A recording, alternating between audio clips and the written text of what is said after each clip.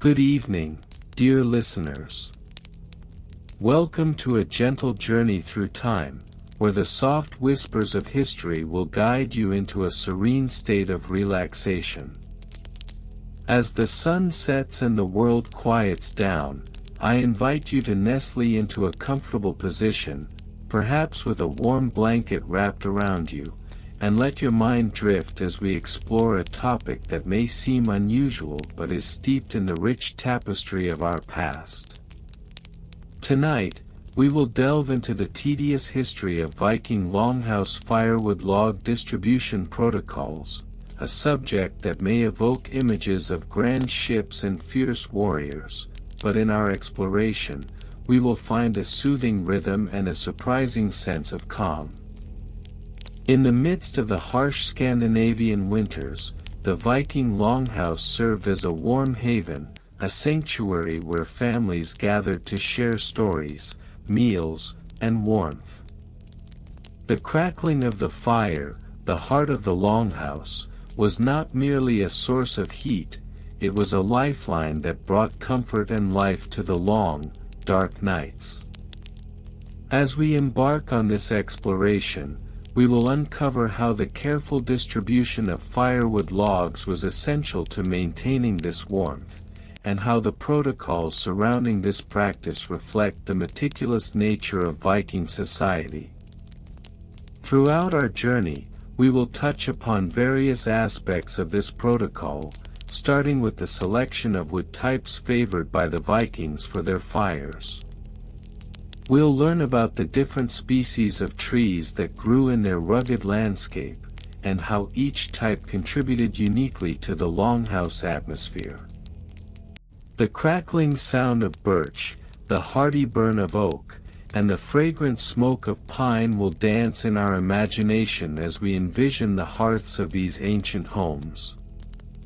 Next, we will gently glide into the logistics of firewood distribution itself. Picture, if you will, the community coming together in a harmonious effort to gather and allocate the precious logs required to sustain their warmth. We will discuss how this task, seemingly mundane, was rooted deeply in customs and traditions, showcasing the cooperative spirit of the Viking people. The rhythmic chopping of wood, the careful stacking by the door, and the shared responsibilities will paint a vivid picture of daily life within these longhouses. As we proceed, we will also explore the seasonal changes that influenced firewood distribution. The passage of time, with its cycles of growth and rest, played a crucial role in how Vikings planned for their needs. Imagine the soft sounds of rustling leaves, the crispness of autumn air, and the serenity of winter evenings as families prepared for months of cold. This connection to nature and the environment will remind us of the importance of mindfulness and preparation, lessons that resonate even in our modern lives. Finally, we will touch upon the cultural significance of firewood in Viking society. We will reflect on how the act of gathering and sharing firewood was a bonding experience, a way to strengthen community ties and foster relationships among families. The warmth of the fire was not merely physical, it symbolized unity, hospitality, and the nurturing spirit of the Viking way of life. Throughout this exploration, I encourage you to let the soothing cadence of my voice wash over you, allowing your thoughts to unwind and settle. With each word, picture the idyllic surroundings of Viking life, the scent of fresh wood, and the flicker of flames dancing against the dark. As we delve into the intricate details of firewood log distribution protocols, may you find comfort in the simplicity and beauty of their practices, gently drifting deeper into relaxation. So now, dear listeners, let us take a deep, calming breath together. Inhale slowly, and exhale gently. Allow your mind to become quiet, ready to embrace the tranquil journey ahead. With that, let us transition into the heart of our exploration, the meticulous and fascinating protocols that governed firewood distribution in Viking longhouses. Close your eyes, and let the history unfold. The history of Viking Longhouse firewood log distribution protocols emerges from the earliest settlements of the Norse peoples, specifically during the late 8th century, with the most prominent records dating from circa 800 CE. Archaeological findings indicate that the Viking longhouse, which typically measured between 15 to 30 meters in length and approximately 5 to 8 meters in width, was primarily constructed from timber sourced from the surrounding woodlands. These longhouses served as communal living spaces, accommodating extended families and various livestock, thereby necessitating a reliable system for the procurement and distribution of firewood. The earliest documented evidence of firewood distribution protocols can be traced to the settlement of L'Anse-aux Meadows in present-day Newfoundland, Canada, which was established around 1000 CE. This Viking settlement, considered one of the first known European sites in North America, provides insight into the logistical challenges faced by these early Norse occupants. Historical figures such as Leif Erikson, although more famously recognized for his voyages, also played a role in establishing the rudimentary systems of resource allocation, including that of firewood, within the longhouse framework. The architectural design of the Viking longhouse, characterized by its central hearth and thatched roof, required a consistent supply of firewood to maintain a functional and hospitable environment. The central hearth served not only as a source of heat but also as a cooking area and a place for social interaction. The importance of firewood in this context cannot be overstated. It was imperative for sustaining daily life, particularly during the harsh Scandinavian winters. Consequently, Viking communities developed administrative procedures for the management and distribution of firewood logs. During the early 9th century, as Viking settlements expanded across the British Isles and into the European mainland, the need for formalized distribution protocols became increasingly apparent. The historical record indicates that local chieftains often appointed a designated wood steward, wooden steward, or vedherd, in Old Norse, responsible for overseeing the collection and allocation of firewood within the longhouse. This position was critical in ensuring that all inhabitants had equitable access to firewood, thereby fostering social cohesion within the community. The wood steward's responsibilities included surveying the local woodlands, determining appropriate areas for sustainable logging, and coordinating with family units to establish a fair distribution schedule. The stewards were required to maintain meticulous records, often inscribed on wooden planks or stone tablets, detailing the quantities of firewood collected, the sources from which it was obtained, and the respective allocations to different households within the longhouse. The administrative procedures implemented by the wood stewards reflected a rudimentary form of communal governance, emphasizing cooperation and mutual reliance among the Viking peoples. Daily routines within Viking longhouses often revolved around the procurement of firewood. Early morning activities typically commenced with the rising of the sun, observing a structured division of labor. The men of the household were generally tasked with the collection of firewood, while women and children participated in the preparation of meals and other domestic responsibilities. The collection of firewood could involve several methods, including felling trees with axes, gathering fallen branches, and transporting logs back to the longhouse using sledges or carts, depending on the region and seasonal conditions.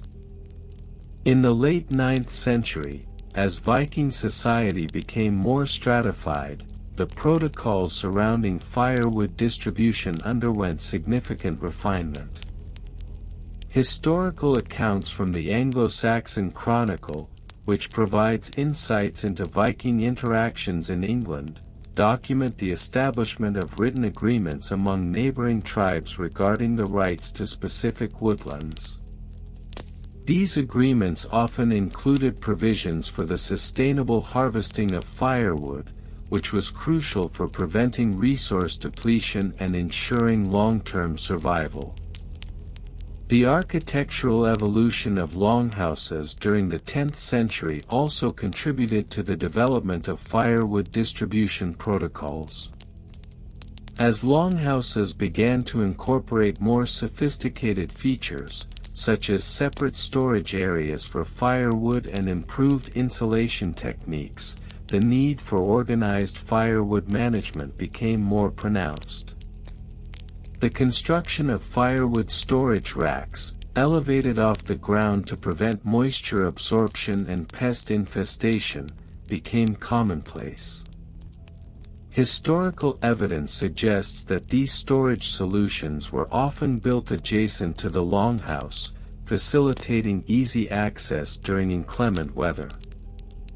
By the 11th century, Viking settlements had proliferated across various territories, including modern-day Norway, Sweden, Denmark, and parts of the British Isles. The increasing complexity of societal structures necessitated the establishment of more formalized systems for the distribution of firewood.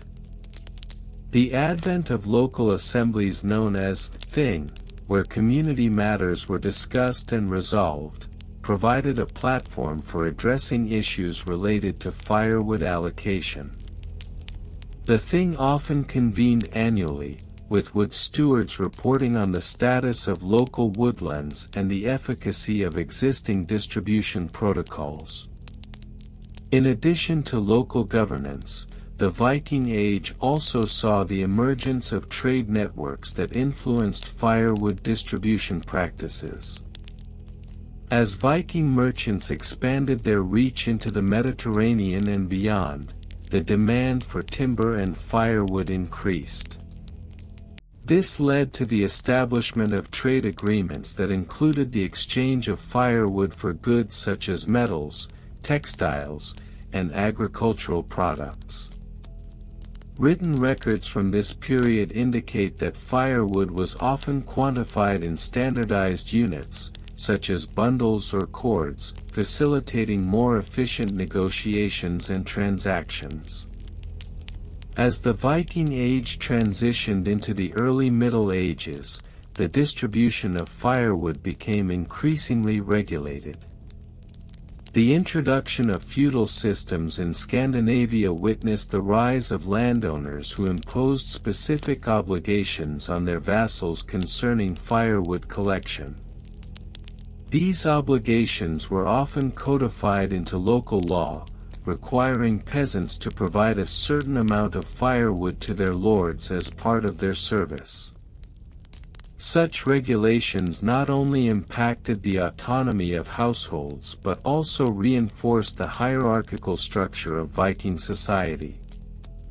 The daily routines associated with firewood collection continued to be a focal point of life within the longhouse. The responsibilities often rotated among family members, ensuring that all individuals contributed to the upkeep of the household. The collection period typically occurred during the autumn months, when the weather was milder, and the likelihood of encountering adverse conditions was reduced. However, as winter approached, the urgency of securing adequate firewood supplies became paramount. It is noteworthy that during this period, the cultural significance of firewood extended beyond mere utility. Poetry and saga literature from the Viking Age often romanticized the act of gathering firewood, framing it as a rite of passage or a demonstration of resourcefulness. In this context, firewood acquisition was imbued with social meaning, contributing to the overall identity of Viking communities. As the Viking Age waned, the protocols governing firewood distribution continued to evolve. By the 12th century, the advent of written legal codes further formalized the responsibilities of wood stewards and the rights associated with firewood access. These legal frameworks delineated the boundaries of woodlands, established penalties for unauthorized logging, and codified the equitable distribution of firewood among community members. In conclusion, the history of Viking Longhouse Firewood log distribution protocols provides a detailed examination of the intricate interplay between architecture, community governance, and daily routines in Norse society. From the earliest records at Lonseux Meadows to the more sophisticated administrative practices of the 12th century, the evolution of these protocols illustrates the significance of firewood within the Viking way of life. The careful management and equitable distribution of this vital resource not only supported the physical needs of the community but also reinforced social bonds and cultural identities, ensuring the survival and prosperity of Viking settlements across diverse landscapes. The legacy of these protocols, while seemingly mundane, underscores the complexities of resource management in historical contexts and the enduring significance of communal cooperation in achieving societal stability. The construction methods of Viking longhouses, particularly in relation to firewood log distribution, were characterized by a variety of regional adaptations that reflected local environmental conditions and available resources. The primary material used in the construction of these longhouses was timber, specifically oak, Quercus robur, and pine, Pinus sylvestris, which were readily available in the Scandinavian forests.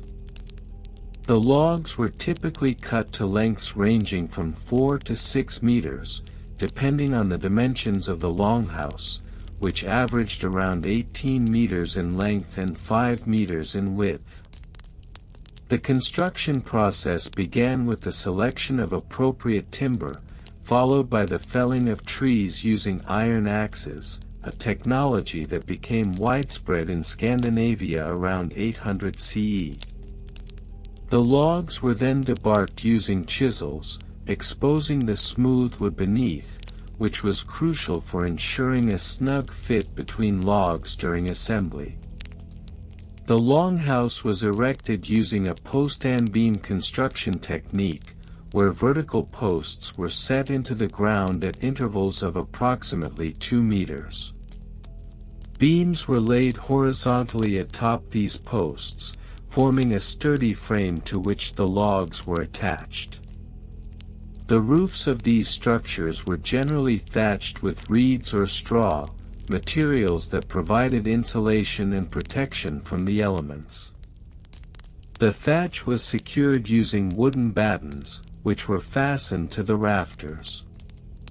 The finished roof typically reached a height of about 3 meters at the peak, allowing for adequate ventilation, which was essential for the dispersal of smoke from the central hearth. Maintenance procedures for Viking longhouses included regular inspections and repairs to ensure structural integrity and safety. Evidence suggests that maintenance was often a communal responsibility, with community members gathering at intervals, particularly after the harvest season in late autumn, to conduct repairs. This typically involved replacing any damaged timbers and rethatching the roof, which could be necessary every 3 to 5 years, depending on local weather conditions. The use of moss as insulation was also common, requiring periodic replenishment to maintain its insulating properties. Financial records concerning the procurement and distribution of firewood reveal significant insights into the economic practices of Viking societies. During the late 10th century, a typical longhouse would require approximately 8 to 10 cubic meters of firewood annually to sustain household heating and cooking needs. Logs were measured in stacks, with one stack defined as a pile of logs approximately 1.2 meters high, 1.2 meters wide, and 2.4 meters long. Prices for firewood varied regionally, but records from the Lofoten Islands in 975 CE indicate that a stack of firewood could cost around 2 silver pennies, a price that reflected both local supply and demand dynamics. The distribution of firewood was meticulously documented, with personnel assigned specific roles to oversee the logistics. Job descriptions included a wood gatherer, responsible for collecting and transporting firewood from communal forests, and a log divider, who was tasked with chopping larger logs into manageable lengths for household use.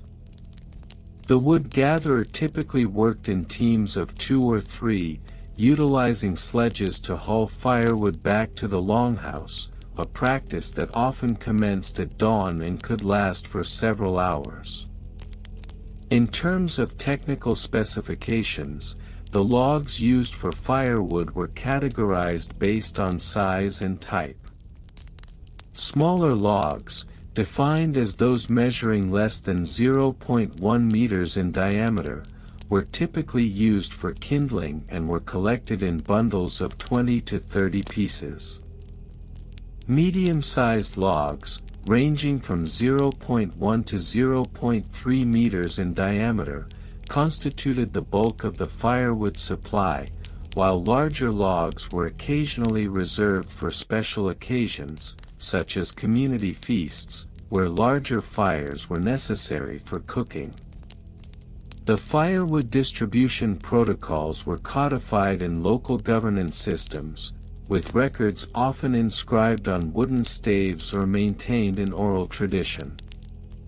Notably, in 1040 CE, a significant council convened in Uppsala to standardize firewood distribution practices across several regions. This council established guidelines for equitable distribution, mandating that every household contribute a minimum of 1 stack of firewood to communal stores each season. Failure to comply resulted in penalties, which could include a fine of up to 5 silver pennies, thereby ensuring adherence to communal responsibilities. The meticulous documentation of firewood transactions extended to the financial aspects of longhouse maintenance. In 1075, a ledger was discovered in a burial site near the town of Birka, detailing the costs associated with firewood procurement for that year. The records indicated that the average household spent approximately 1.5 silver pennies on firewood, a significant portion of the overall household budget, which typically ranged between 10 to 15 silver pennies annually. The ledger also noted that households frequently bartered for firewood, trading goods such as fish, textiles, or livestock in exchange for firewood, thereby underscoring the interdependence of economic activities in Viking society. In conclusion, the systems surrounding Viking Longhouse firewood log distribution are emblematic of a broader societal framework that prioritized resource management, communal cooperation, and economic stability. Through an understanding of construction methods, maintenance procedures, financial records, personnel roles, and technical specifications, one gains insight into the intricate web of relationships that facilitated life in these historical communities. The seemingly mundane details of firewood distribution protocols reveal a complex interplay of social, economic, and technical dimensions that characterized Viking society, highlighting the importance of communal practices in fostering resilience and sustainability in the face of environmental challenges. The construction methods of Viking longhouses, particularly in relation to firewood log distribution, were characterized by a variety of regional adaptations that reflected local environmental conditions and available resources. The primary material used in the construction of these longhouses was timber, specifically oak, Quercus robur, and pine, Pinus sylvestris, which were readily available in the Scandinavian forests. The logs were typically cut to lengths ranging from 4 to 6 meters, depending on the specific design and purpose of the structure. The Viking Age, which spanned from approximately 793 AD to 1066 AD, saw the development of various longhouse styles, each adapted to the specific climatic conditions and resources of the regions where they were built. In the southern regions of Scandinavia, such as Denmark and southern Sweden, longhouses tended to be wider and had steeper roofs to accommodate the heavier snowfall during winter months.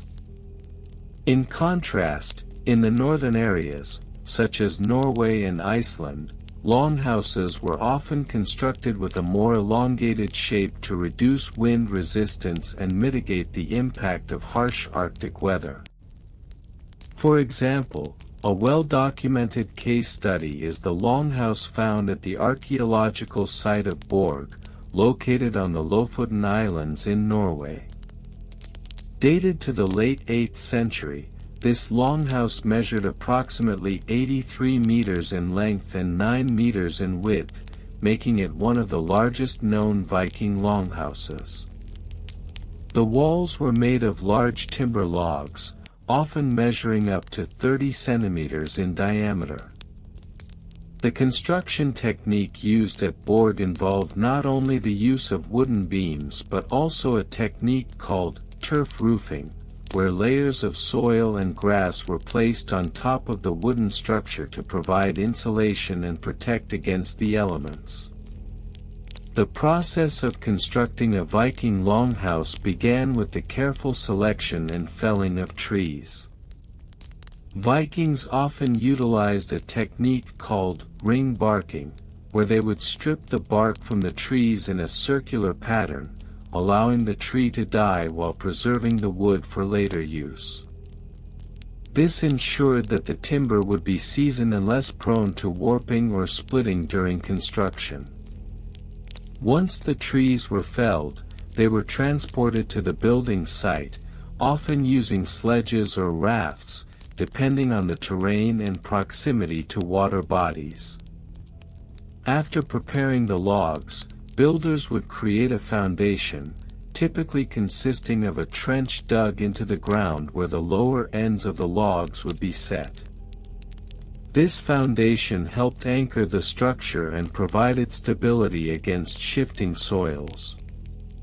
The walls were built by stacking the logs horizontally, using a technique known as notching, which involved cutting grooves into the logs to allow them to fit together securely. This method not only enhanced the structural integrity of the longhouse but also provided a level of insulation. The interior of a Viking longhouse was typically divided into different sections, with areas designated for sleeping, cooking, and storage. Central to the longhouse was a fire pit or hearth, which served as the primary source of heat and light. The smoke from the fire would escape through a flue or an opening in the roof, ensuring that the interior remained livable. The fire was fueled by locally sourced wood, with the distribution of firewood often reflecting the community's approach to resource management.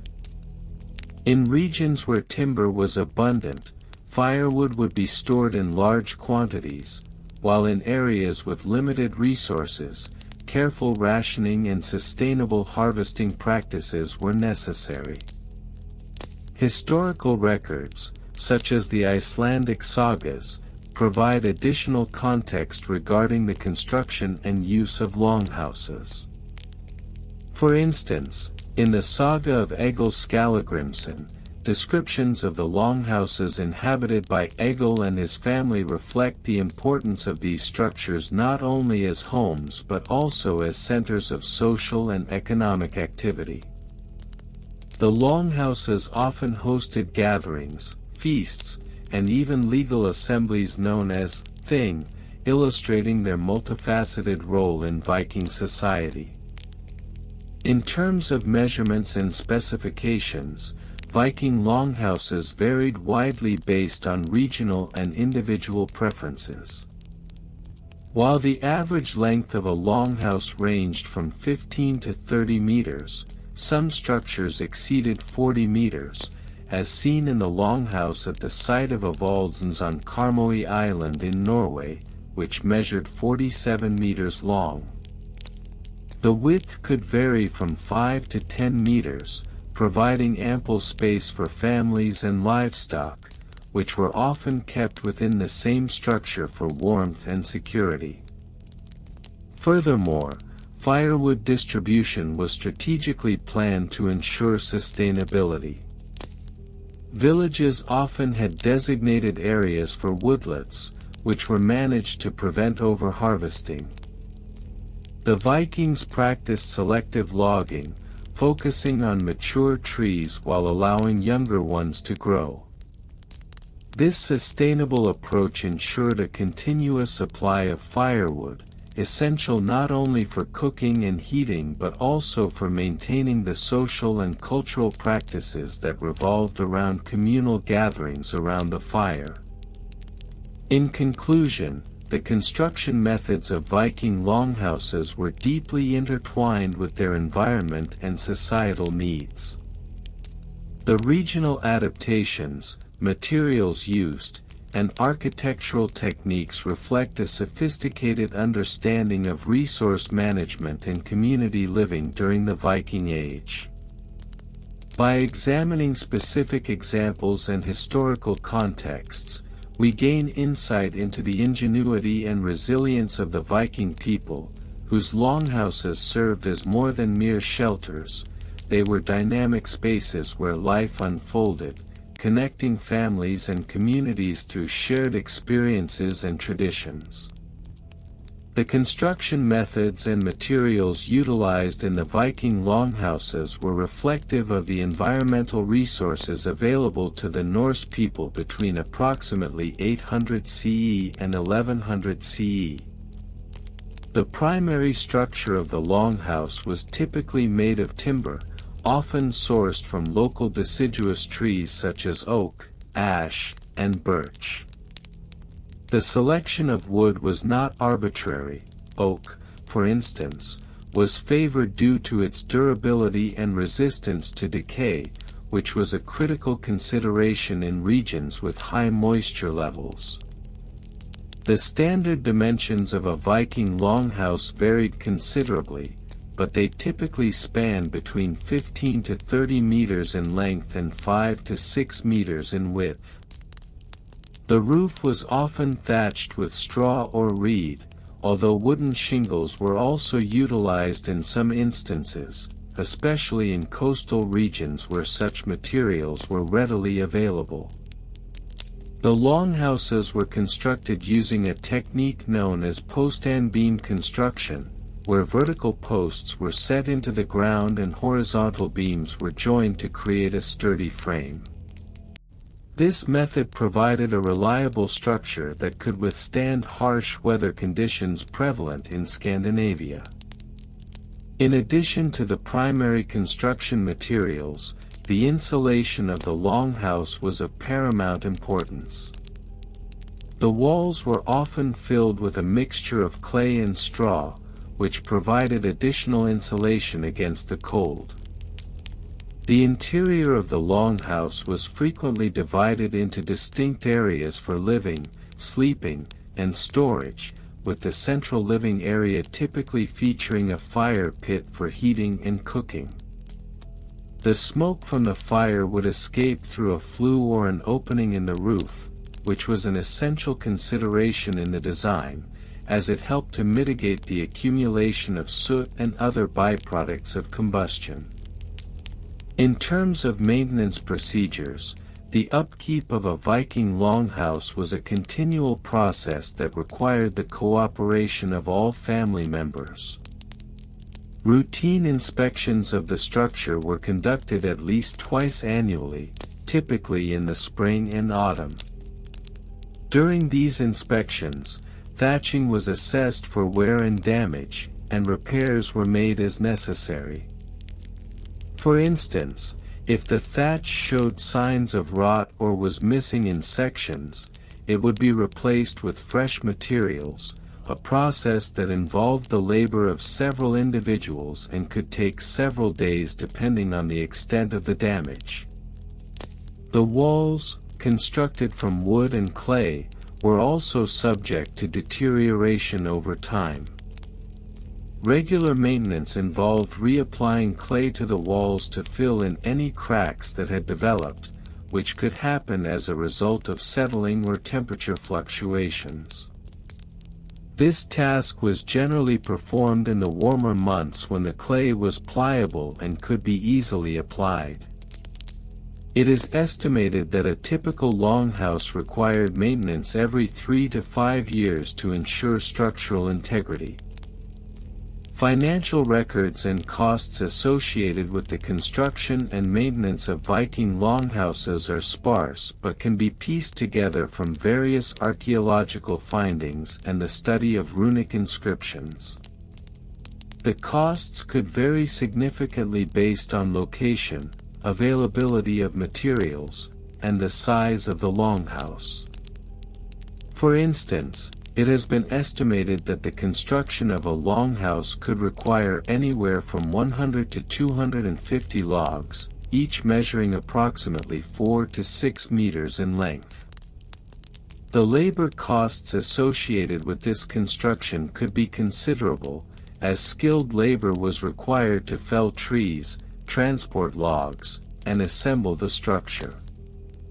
In addition to the direct costs of materials and labor, there were also indirect costs associated with the upkeep of the longhouse.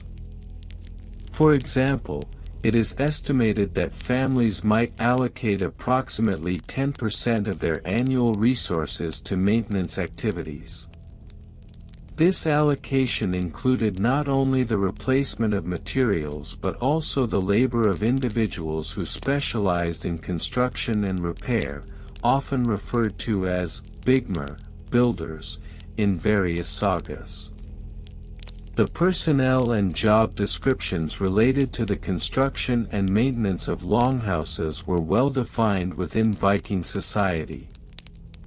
The chief builder, or bygmer, was responsible for overseeing the construction process, ensuring that materials were sourced correctly and that the structure was built to specification. This individual often possessed a wealth of knowledge regarding local building practices and was respected within the community for their skills. Additional roles included the woodcutter, tree-hugger, who was tasked with felling trees and preparing timber for use. This role required physical strength and expertise in selecting appropriate trees, as well as knowledge of seasonal patterns affecting wood quality. It has been documented that trees felled in winter months were often preferred due to their reduced sap content, which contributed to the longevity of the wood. The role of the thatcher, straki, was also essential, as the roofing of a longhouse required specialized skills to ensure that it was both waterproof and insulated.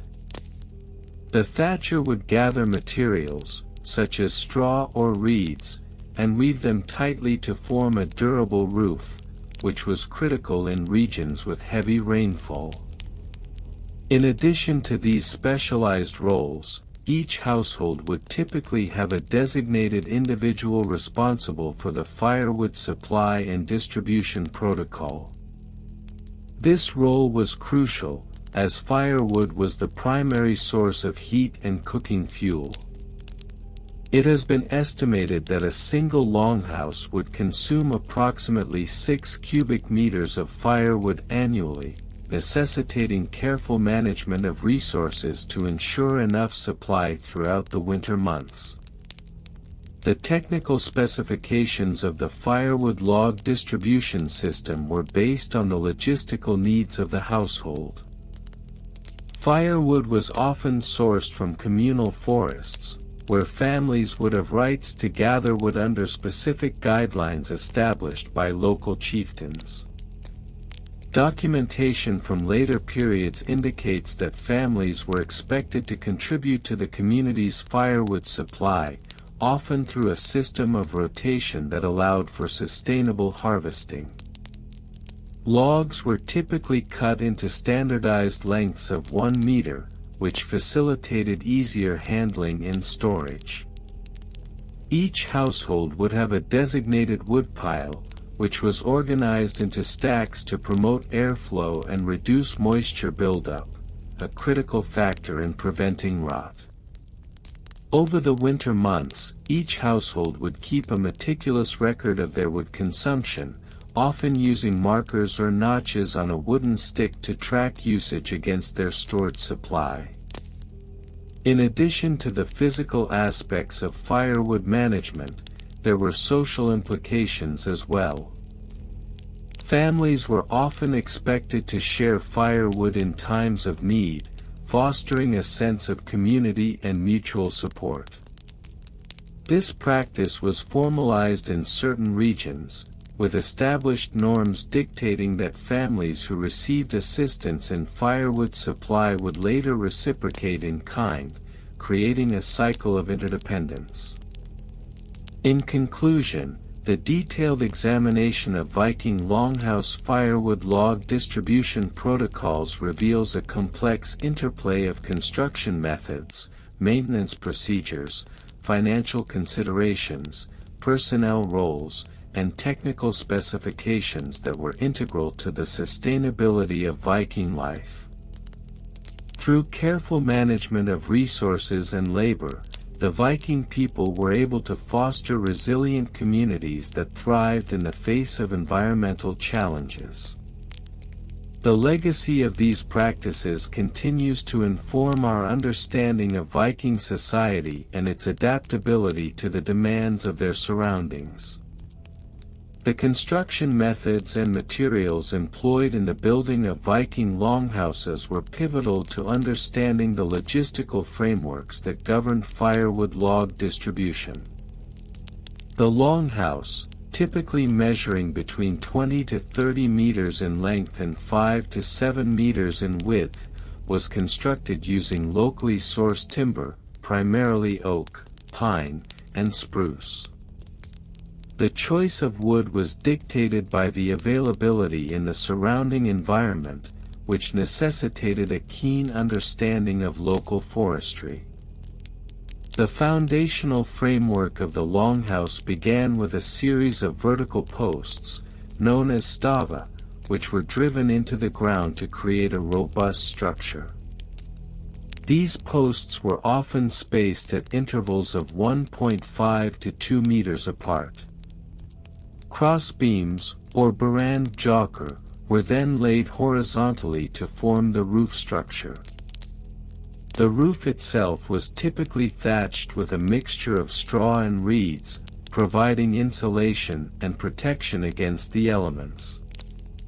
The construction process could take anywhere from several weeks to several months, depending on labor availability and weather conditions. Maintenance procedures for the longhouses were equally meticulous. Regular inspections of the thatched roofs were vital, as decay could lead to significant structural instability. Historical records indicate that roofs were replaced approximately every 5 to 7 years, depending on the local climate and the materials used. Maintenance of the wooden framework involved a periodic application of natural oils, derived from animal fats, which helped to prevent rot and insect infestation. The costs associated with these maintenance tasks were recorded meticulously in financial ledgers, which often detailed the expenditure on labor and materials. Examining the financial records and costs associated with firewood log distribution reveals insights into the economic practices of Viking society. The procurement of firewood was typically recorded in a ledger system that documented the quantity of logs acquired, their source, and the associated costs. For instance, in the year 950 AD, an average household required approximately 10 to 15 cubic meters of firewood per annum, accounting for both cooking and heating needs during the harsh winter months. Logs were typically purchased from local woodcutters, who would charge a rate of 3 to 5 silver coins per cubic meter, depending on the season and availability. In some instances, households engaged in cooperative agreements whereby firewood was split among several families, reducing individual costs. The records also indicate that barter systems were prevalent. Families could trade agricultural produce or crafted goods in exchange for firewood, further complicating the financial landscape of Viking timber distribution. Personnel engaged in the firewood distribution process were often organized into specific roles, reflecting the hierarchical nature of Viking society. The primary figure responsible for overseeing the procurement and distribution of firewood was known as the skald, a local leader who coordinated with woodcutters and managed resources within the community. Under the skald were various laborers, who were tasked with felling, transporting, and stacking the logs. It is estimated that a team of 4 to 6 laborers could fell and transport approximately 1 cubic meter of logs within a single day, assuming optimal conditions. Job descriptions were clearly delineated, with specific tasks assigned to each individual based on skill and physical capability. The felling of trees required individuals with experience in the use of axes and saws, while transportation often involved the use of sledges during winter months to facilitate easier movement of logs across snow-covered terrain. The roles of these workers were essential not only for the immediate needs of the household but also for the larger social fabric, as firewood became a commodity within trade networks. Technical specifications surrounding firewood log distribution protocols were documented using a rudimentary system of measurements, primarily the cubic meter. Logs were typically cut to standard sizes of approximately 1 meter in length and 15 to 30 centimeters in diameter, allowing for efficient stacking and burning. The efficiency of the logs when burned was a factor of moisture content, which was often assessed through tactile inspection.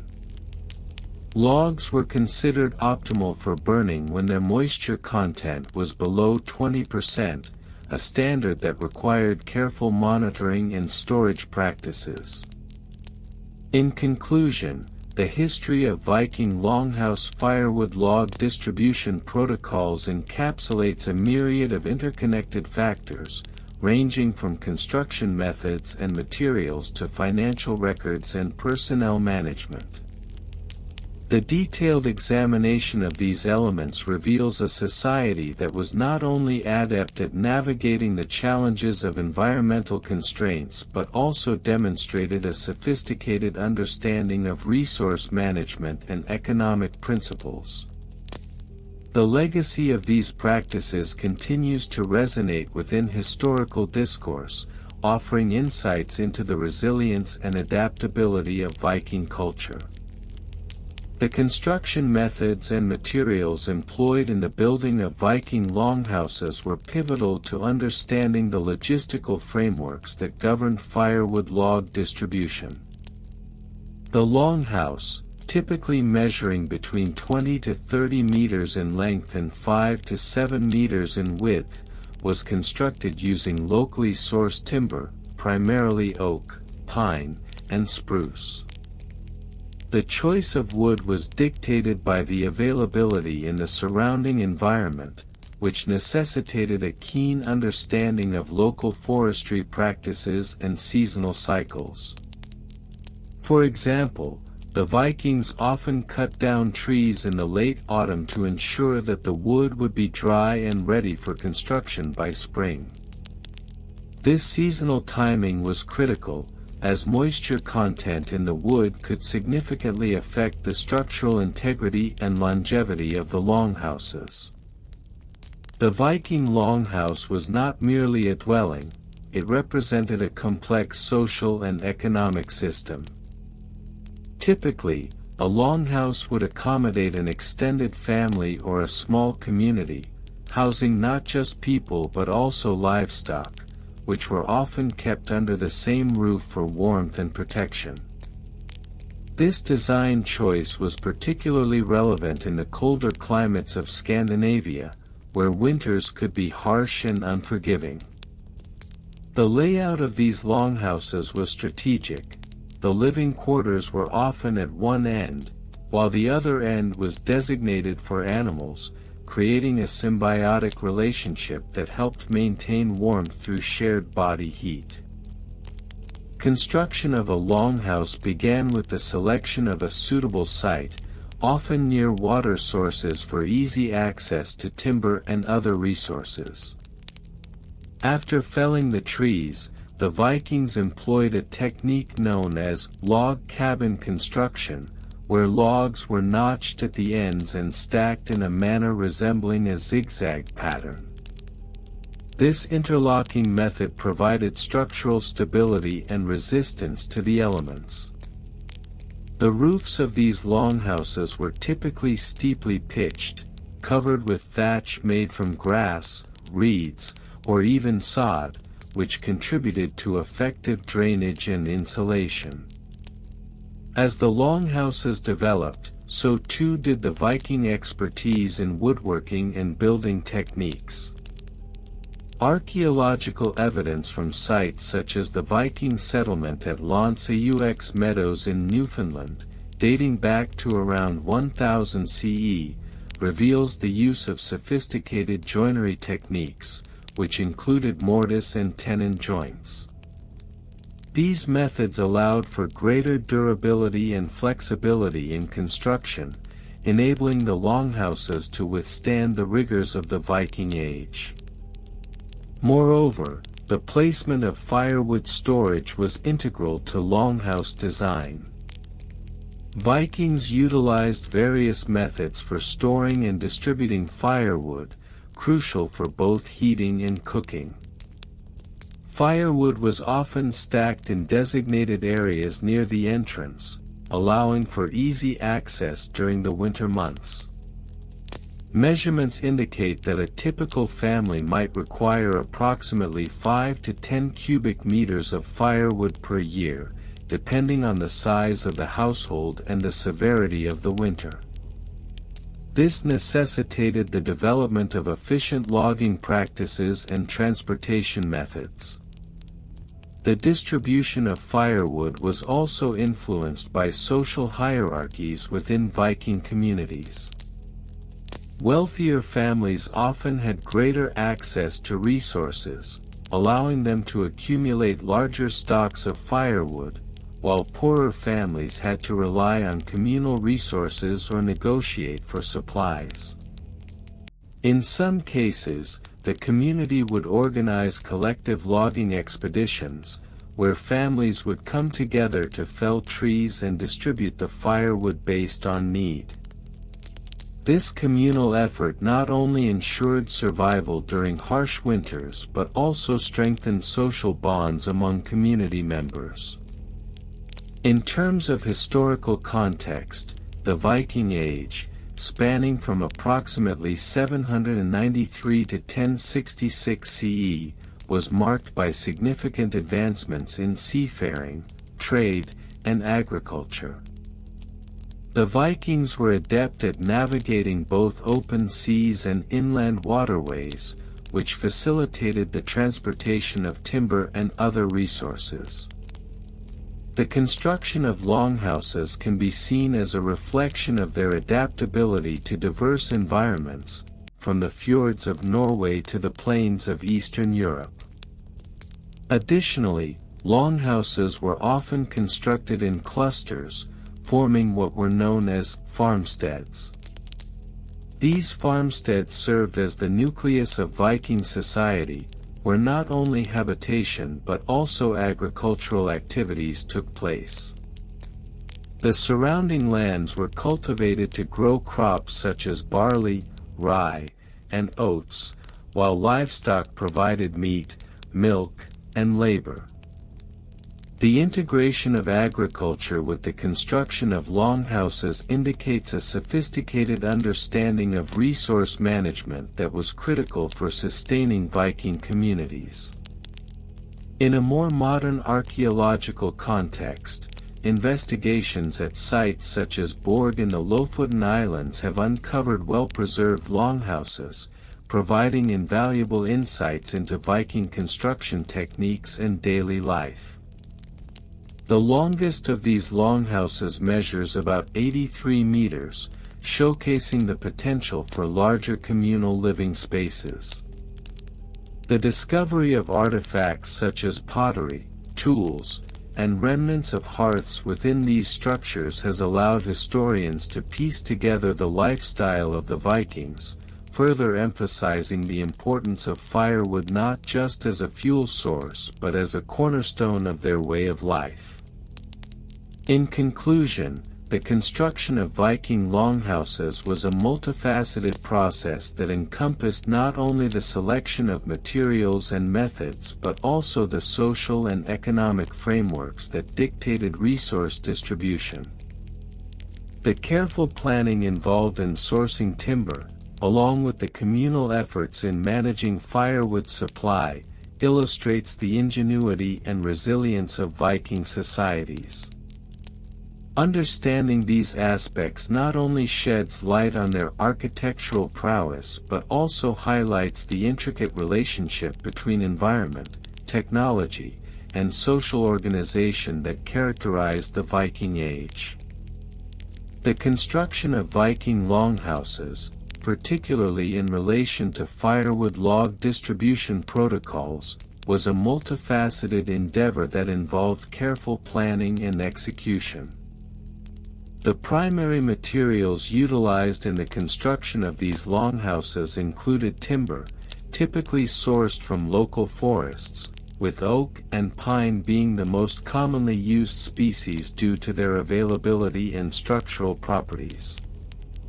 The logs were often hewn using simple hand tools such as axes and wedges, with the average length of these logs typically measuring between 4 to 6 meters.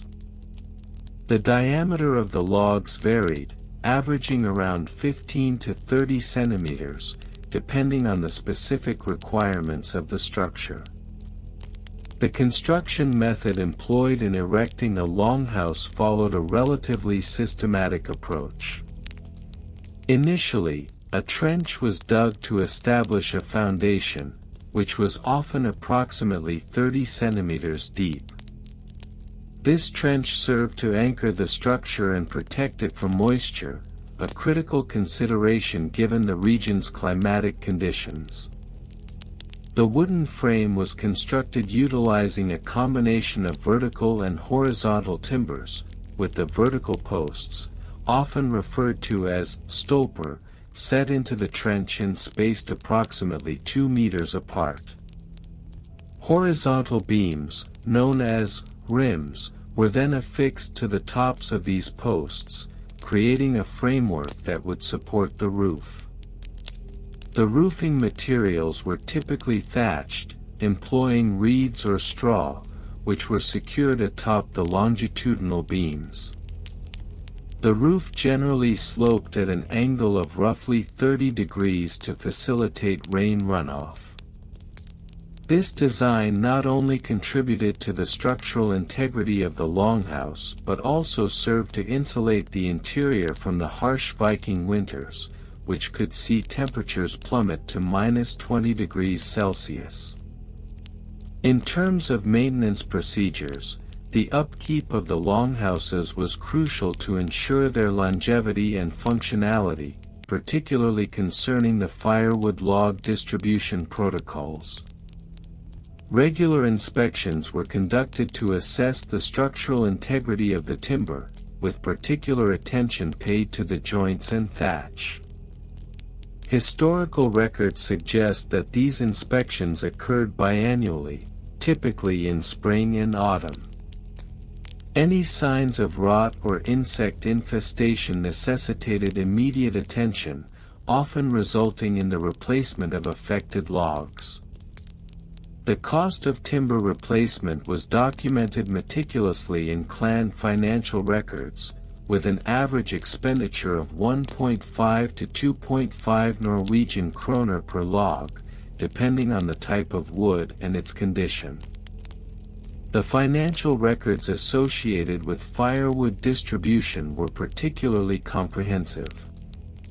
Households maintained detailed logs of their firewood consumption, noting the type and quantity of wood utilized for heating and cooking purposes. The average household required approximately 15 cubic meters of firewood annually, with individual logs being measured in cubic feet for precision. The distribution of firewood was often managed through a communal system, where families would pool resources to ensure a consistent supply. This system was overseen by a designated wood master, whose responsibilities included monitoring the amounts of firewood utilized, coordinating communal cutting efforts, and ensuring equitable distribution among households. Personnel involved in the firewood log distribution protocols included not only the woodmaster but also a cadre of laborers who assisted in the harvesting and transportation of logs. Job descriptions varied depending on the specific tasks assigned. For example, cutters were responsible for felling trees, while transporters handled the logistics of moving the logs from the forest to the longhouse.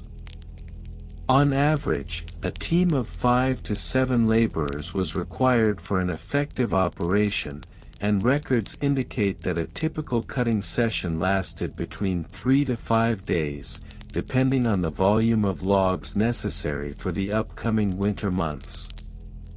The technical specifications of the firewood distribution protocol were defined by a series of unwritten guidelines that dictated the dimensions and quality of the logs to be collected. Logs selected for firewood were typically between 20 to 30 centimeters in diameter and cut to lengths of 1 meter to facilitate handling and storage. The drying process, known as seasoning, was equally critical, with logs requiring a minimum of 6 months to air dry before being deemed suitable for burning. This ensured optimal combustion efficiency and minimized the production of smoke and creosote, which could lead to chimney fires within the longhouse. Furthermore, the system of measuring firewood was standardized. Logs were often bundled into faggots, with each bundle containing approximately 20 logs weighing around 50 kilograms. These faggots were then recorded in household ledgers, with families documenting their annual consumption and any additional sources of firewood acquired through barter or trade. Such meticulous record-keeping allowed households to predict their needs for the following year and adjust their harvesting practices accordingly. The protocol also included a seasonal calendar that dictated the timing for various activities related to firewood collection. For example, the spring months were predominantly dedicated to felling trees, while the summer months focused on processing the logs into manageable sizes.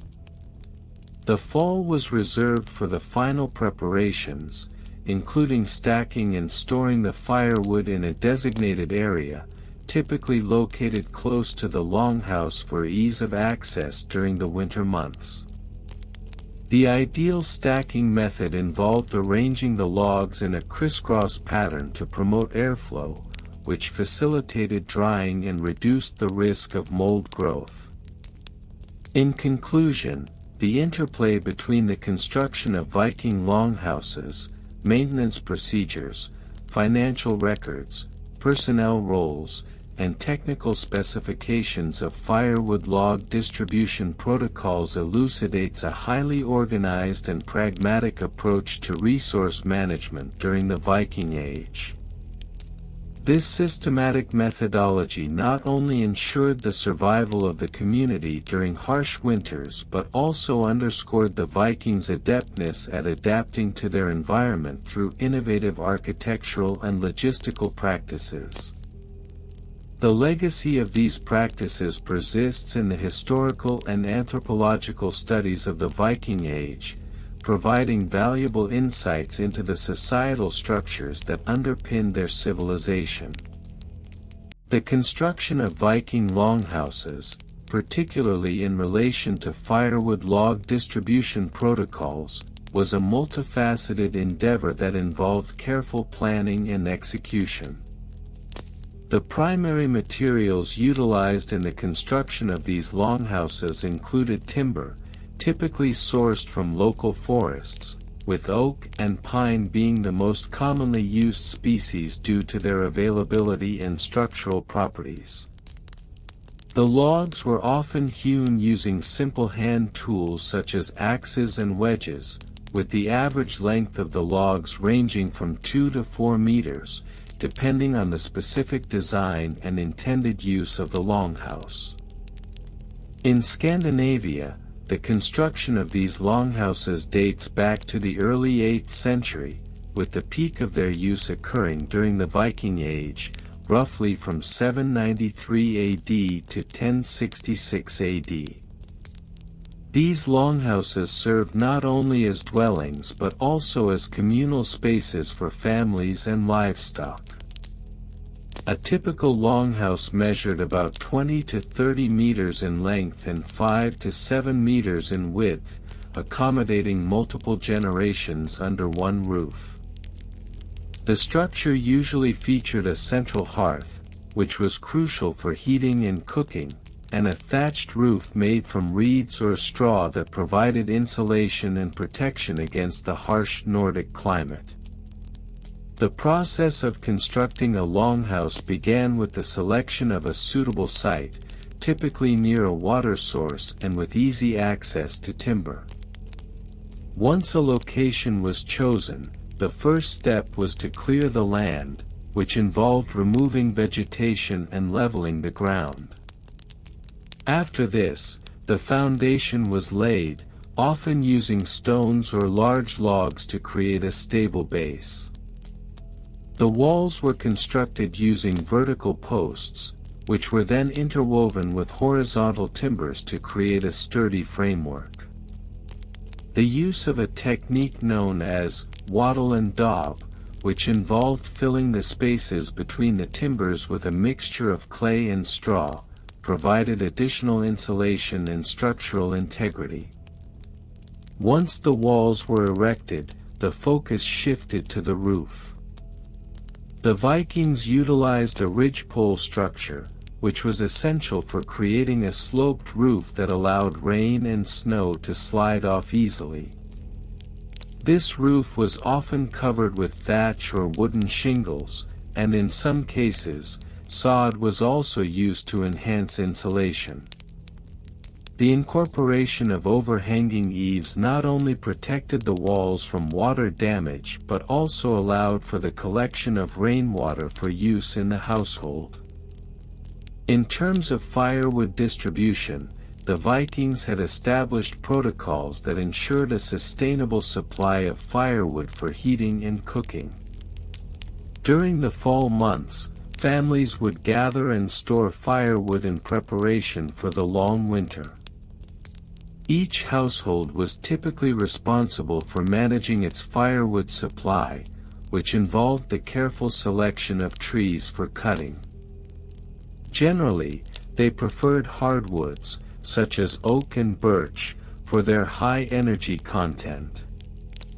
Notably, a single longhouse could require approximately 15 to 20 cubic meters of firewood to sustain heating through a harsh winter, underscoring the importance of meticulous planning and distribution methods. A compelling case study can be observed in the excavation of the Viking settlement at L'Anse-aux Meadows in Newfoundland, Canada, where archaeologists uncovered remnants of longhouses that highlight the construction techniques and materials used by the Vikings around 1000 AD. The longhouses at this site, measuring approximately 25 meters in length, displayed features such as post holes and evidence of fire pits, allowing researchers to deduce the communal living practices of the Norse settlers. The artifacts recovered, including tools and remnants of the hearth, provide insights into the daily lives of these early explorers. In addition to the practical aspects of construction and firewood management, historical context plays a vital role in understanding the significance of longhouses. During the Viking Age, these structures were not merely homes but also representations of status and wealth. The size and complexity of a longhouse could signify the social standing of its inhabitants, with larger longhouses often owned by chieftains or influential families. The presence of additional features, such as storage areas for grain and other goods, highlighted the importance of agriculture and trade in Viking society.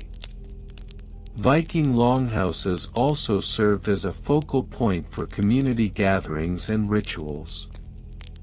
The central hearth was a communal area where families would come together to share meals and stories, reinforcing social bonds. Furthermore, archaeological findings indicate that these gatherings often included feasting and celebrations, which were essential for maintaining alliances and fostering unity within the community. In conclusion, the construction of Viking longhouses was a complex process that involved a deep understanding of local resources, environmental factors, and social dynamics. The careful planning of firewood log distribution protocols ensured not only the survival of individual households but also the flourishing of Viking communities. Through detailed excavation studies and historical context, we gain a richer understanding of the cultural significance of these impressive structures, which continue to captivate our imagination today. The tedious history of Viking Longhouse Firewood Log Distribution Protocols, Part 6. Regional Variations and Comparisons. The Viking Age, spanning from approximately 793 to 1066 AD, saw the Norse people establish settlements across a vast expanse of territory that included Scandinavia, the British Isles, and parts of North America. Within this expansive geographical framework, a suite of regional variations in the protocols for firewood log distribution emerged, closely tied to local environmental conditions, socio-cultural practices, and logistical capabilities. In the heavily forested regions of Norway, for instance, longhouses were often constructed in close proximity to ample supplies of timber. The abundance of coniferous trees, such as spruce and pine, facilitated a somewhat informal distribution system. Local communities frequently relied on communal woodlots, where inhabitants would collectively gather and distribute firewood based on a system of mutual aid. This reliance on communal resources led to the establishment of informal agreements, often verbal, dictating the rights of access to specific woodlots. As such, the protocol in Norway was not merely a method of distribution, but a reflection of communal kinship and collective responsibility. Conversely, in the more barren landscapes of Iceland, where volcanic activity and harsh weather conditions limited the availability of timber, the protocols for firewood distribution took on a markedly different character.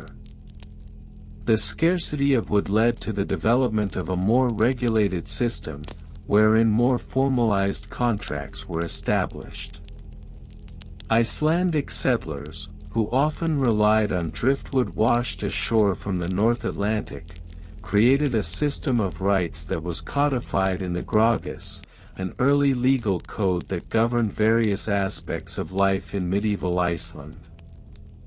These laws stipulated the precise measurements of wood deemed necessary for heating and cooking, thus creating a more bureaucratic structure to ensure equitable distribution among households. Comparative analyses of the distribution protocols across regions reveal not only the differing ecological conditions faced by Viking societies but also the varying degrees of socio-political organization. In regions such as Denmark, where agriculture was more prominent, the distribution of firewood became tied to the agricultural calendar, with firewood gathering often coinciding with the fall harvest. Logs were often stacked in designated areas known as vetskur, which were monitored by local chieftains or community leaders to ensure fair access and sustainable use. Evolution over different time periods. The evolution of the Viking Longhouse firewood log distribution protocols is inextricably linked to broader socio-political and economic changes that unfolded throughout the Viking Age. During the early Viking period, circa 793 to 850 AD, the protocols were relatively rudimentary, primarily based on communal practices. As Viking society began to stratify, particularly with the advent of chieftains and the establishment of trade routes, the distribution of resources like firewood became increasingly formalized. By the mid-Viking period, circa 850 to 950 AD, the emergence of larger settlements and the rise of trade networks necessitated more sophisticated logistics systems. The development of maritime trade led to a greater demand for firewood as shipbuilding and maintenance required substantial quantities of timber. This period witnessed the establishment of specialized guilds, which regulated not only the procurement of firewood but also its distribution among shipbuilders and craftsmen. Firewood became a traded commodity, often exchanged for goods and services, creating a proto-market for wood that had not existed before. In the late Viking Age, circa 950–1066 AD, as Christianity began to permeate Norse society and political structures became more centralized, the protocols surrounding firewood distribution underwent yet another transformation. The consolidation of power among kings and the church introduced bureaucratic regulations that dictated not only how firewood was to be sourced and distributed but also the penalties associated with violations of these regulations. This period saw the rise of record-keeping practices, which were vital for monitoring the distribution and use of resources, reflecting a shift from communal to more individualistic practices as the notion of private property began to take root. Bureaucratic regulations and laws. The bureaucratic landscape surrounding Viking Longhouse Firewood log distribution protocols is a fascinating testament to the interplay of societal norms, legal frameworks, and practical necessities. As previously mentioned, the codification of laws in regions such as Iceland played a pivotal role in the evolution of distribution practices. The Grágás, for instance, provided explicit guidelines regarding the amount of firewood each household was entitled to, taking into consideration the size of the household and the specific heating needs based on geographical location. In Norway, local chieftains often implemented their own regulations concerning firewood distribution, which were primarily aimed at preventing overexploitation of communal woodlots. These regulations were typically enforced through community consensus, where transgressors would face social ostracism or penalties imposed by the chieftain. The legal frameworks were often unwritten but adhered to with great respect, maintaining a balance between individual needs and communal sustainability. In Denmark, the establishment of regional assemblies known as tings served as the primary forums for discussing and enacting regulations concerning firewood distribution.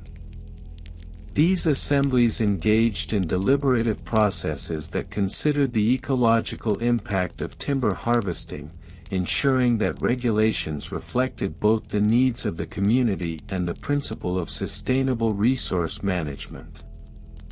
The protocols established during these assemblies were often recorded in runestones or early manuscripts, providing a glimpse into the bureaucratic nature of resource distribution during this period. Supply chain and logistics. The supply chain logistics of Viking Longhouse firewood distribution were inherently complex, shaped by ecological factors, technological limitations, and the social organization of communities. The procurement of firewood involved several stages, including sourcing, transportation, storage, and eventual distribution. Each of these stages required careful planning and collaboration among community members. Sourcing firewood often entailed communal gatherings in designated woodlots, where individuals or families would contribute to the collective effort of felling trees and collecting firewood.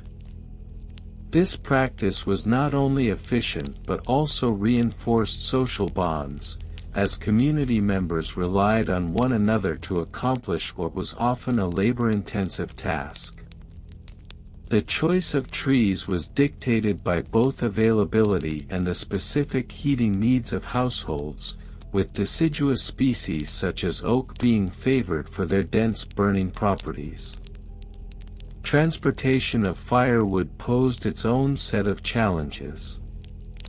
Given the rudimentary state of Viking-era logistics, firewood was typically transported using sledges or, where available, boats. During the winter months, snowy conditions facilitated the use of sledges, while during the warmer months, logs could be floated down rivers to reach settlements. The logistics of transportation were further complicated by the geography of the land, with rugged terrains necessitating innovative solutions to ensure that firewood could be delivered to longhouses in a timely manner. Storage also played a vital role in the firewood distribution process. Longhouses featured designated storage areas, often referred to as vedskur, where firewood was stacked to ensure that it remained dry and accessible. The method of stacking logs was an art form in itself, as the arrangement needed to maximize airflow while minimizing the risk of rot. This careful attention to storage practices ensured that households had a reliable supply of firewood throughout the long, harsh winters typical of the Scandinavian climate. Record-keeping methods. The methods of record-keeping related to the distribution of firewood were as varied as the societies themselves. While the majority of Viking society relied on oral traditions to transmit knowledge and practices, the evolution of written records began to take shape, particularly in the latter part of the Viking Age. In Iceland, the advent of writing in the form of runes and later Latin script facilitated the creation of written agreements concerning firewood distribution. Contracts were often inscribed on wooden tablets or parchment, detailing the terms of firewood allocation, including the quantity and quality of wood to be provided. These records serve not only as legal documents but also as historical accounts of resource management practices within specific communities. In Norway and Denmark, while less prevalent, the use of runestones and inscriptions became a method of memorializing communal agreements and regulations. These stones often served as markers of territory, but they also recorded the rights associated with woodlots and the responsibilities of community members toward sustainable usage. The transition from oral to written record-keeping reflected broader socio-political changes within Viking society, signifying a shift towards individual rights and responsibilities. The burgeoning of literacy, particularly among the clergy and emerging bureaucratic classes, allowed for a more systematic approach to resource management, paving the way for more complex economic transactions and legal frameworks. In conclusion, the intricate tapestry of Viking Longhouse firewood log distribution protocols reveals a multifaceted interplay of ecological, social, and legal factors. The evolution of these protocols across regions and time periods underscores the adaptability of Viking society in response to changing environmental conditions and socio-political structures. Through a detailed examination of regional variations, bureaucratic regulations, logistics, and record-keeping methods, we gain insight into the mundane yet vital practices that supported the everyday lives of the Viking people, illuminating a history often overshadowed by tales of conquest and exploration. ### The tedious history of Viking Longhouse firewood log distribution protocols. ### Part 7. Regional variations and comparisons. The distribution protocols surrounding firewood logs for Viking longhouses were not monolithic. They varied significantly across different regions of Scandinavia, reflecting local environmental conditions, societal structures, and economic demands. In the coastal regions of Norway, for instance, the proximity to the fjords allowed for the utilization of driftwood, which, while abundant, required specific regulations regarding collection to prevent overexploitation. Community elders often convened to discuss the seasonal availability of driftwood and the designated areas for collection, ensuring that local ecosystems remained sustainable. In contrast, the inland regions of Sweden, characterized by vast forests of pine and birch, led to a different set of distribution protocols. Here, the emphasis was on the felling of trees rather than collection. The communal responsibility for firewood was often formalized through local assemblies, known as thing, where decisions were made based on the needs of the community. These assemblies would establish quotas for each household, dictated by factors such as family size and the number of livestock, underscoring the importance of equitable distribution. Furthermore, the differences in climate also influenced the protocols. In the northernmost territories, where winters were particularly harsh, firewood distribution was often prioritized in the late summer months. Communities would engage in extensive planning sessions to ensure that sufficient stocks were available for the winter months, leading to an intricate system of log marking and storage that varied from community to community. ######Part 8 Evolution over different time periods. The evolution of Viking Longhouse firewood log distribution protocols can be traced through several distinct phases, each reflective of broader societal changes. During the early Viking Age, circa 793–1066 CE, the protocols were primarily informal and based on communal practices. Firewood was gathered collectively, with families working together to ensure that everyone had enough to survive the harsh winters. The distribution was largely based on tradition and oral agreements, with little in the way of formal record-keeping. However, as Viking society transitioned into the late Viking Age, marked by the establishment of more structured settlements and increased interactions with other cultures through trade and conquest, the protocols began to formalize. The introduction of rudimentary laws governing the use of communal resources led to the establishment of more systematic distribution methods. This included the introduction of physical markers for logs, differentiating between those owned by families versus those earmarked for communal use. By the time of the medieval period, particularly with the influence of Christianity, these protocols underwent further transformation. The Church's emphasis on charity and the equitable distribution of resources led to the creation of regulations that mandated the sharing of firewood during times of scarcity. This period also saw the rise of written records as monasteries began documenting the distribution of firewood, further formalizing the protocols. #####Part 9 Bureaucratic Regulations and Laws.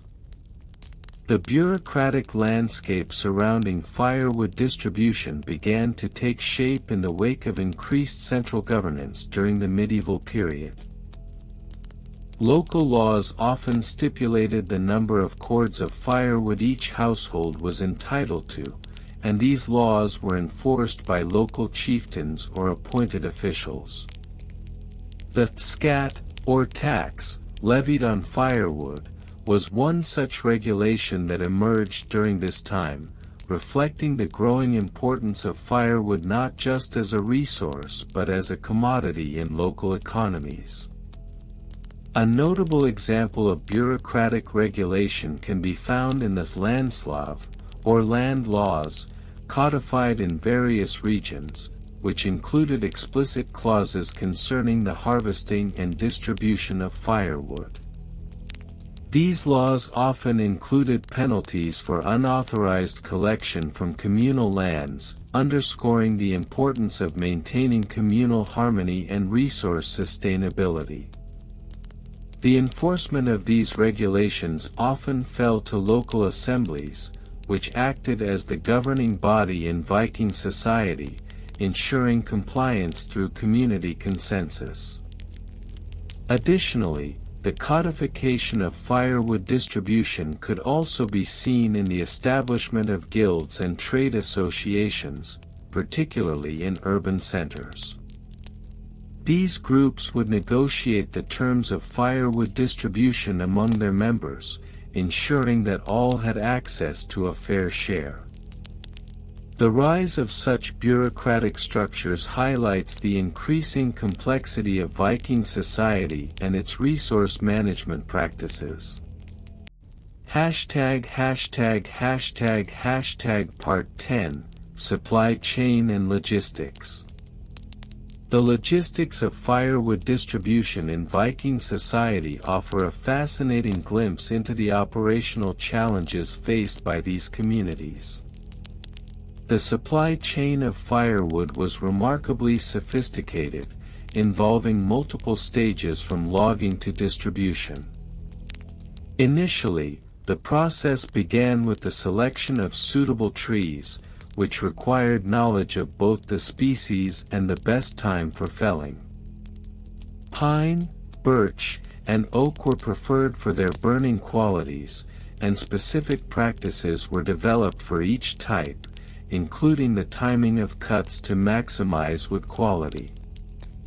Once the trees were felled, they would be transported to the community in various ways, depending on the geography.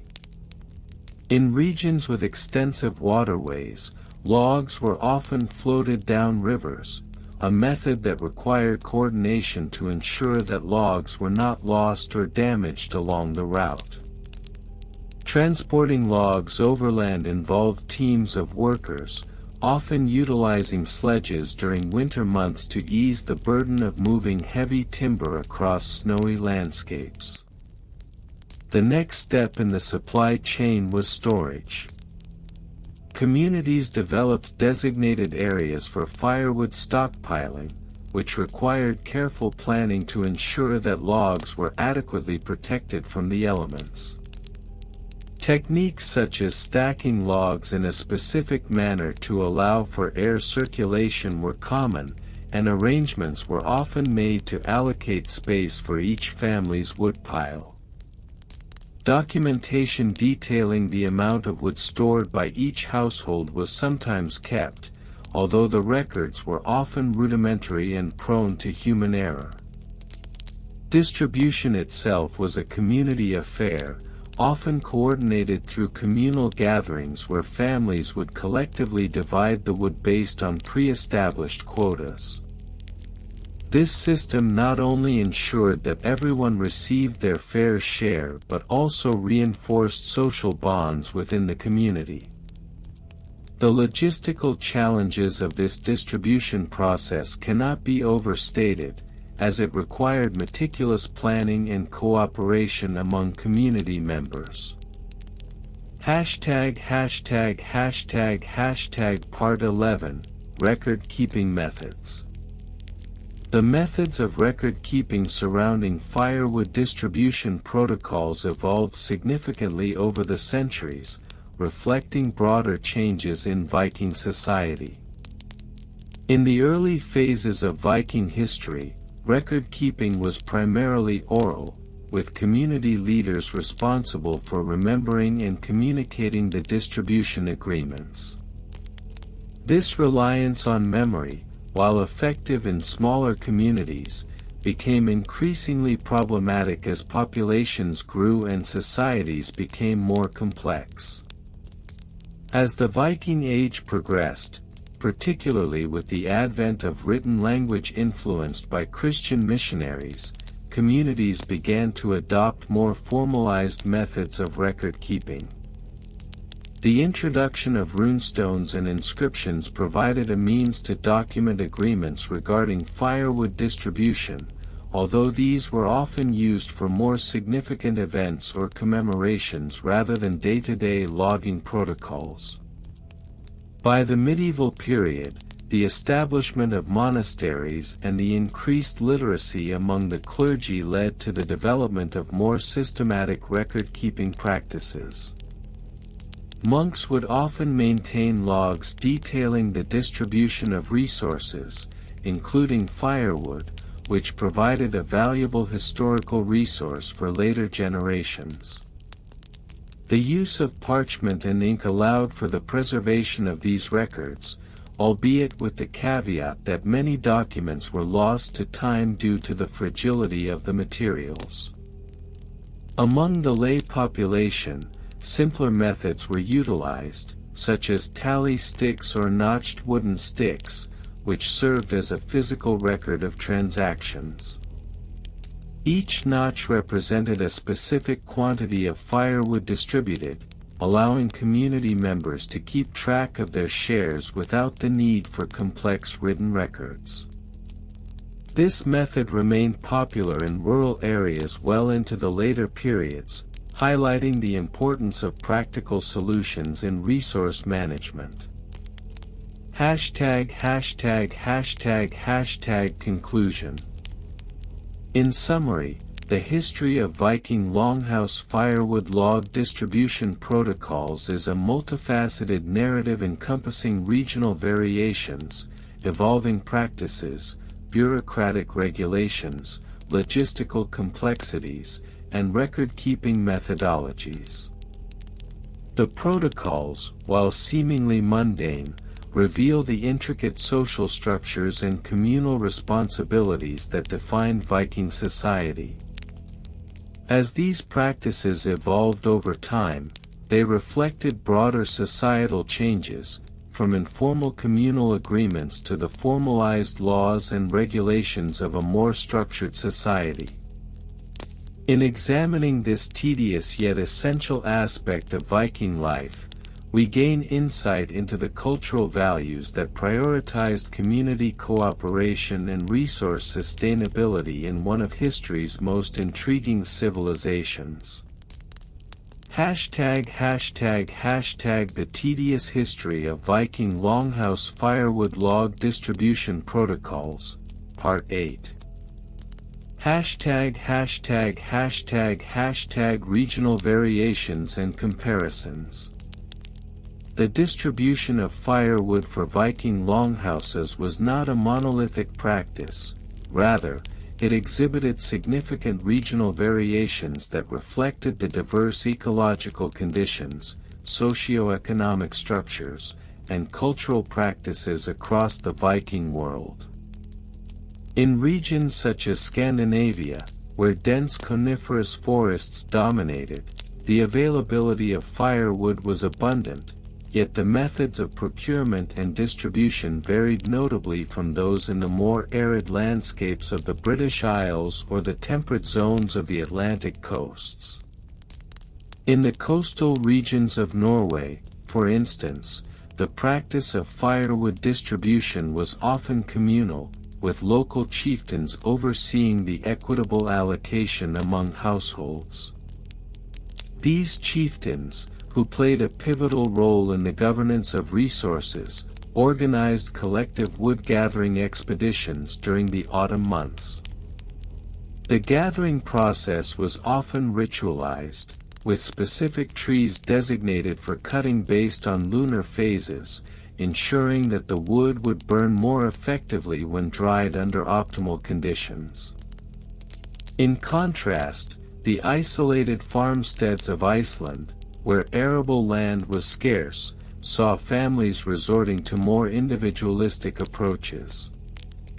Here, the distribution was less formalized, often relying on familial networks and barter systems to procure necessary firewood, which was sometimes supplemented by driftwood collected from the shores.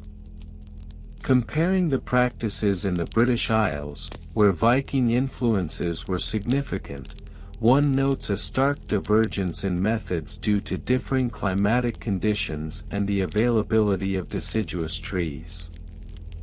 The distribution of firewood logs in this region often involved complex bartering systems, wherein firewood was traded for goods such as livestock or textiles, reflecting a more integrated approach to resource management.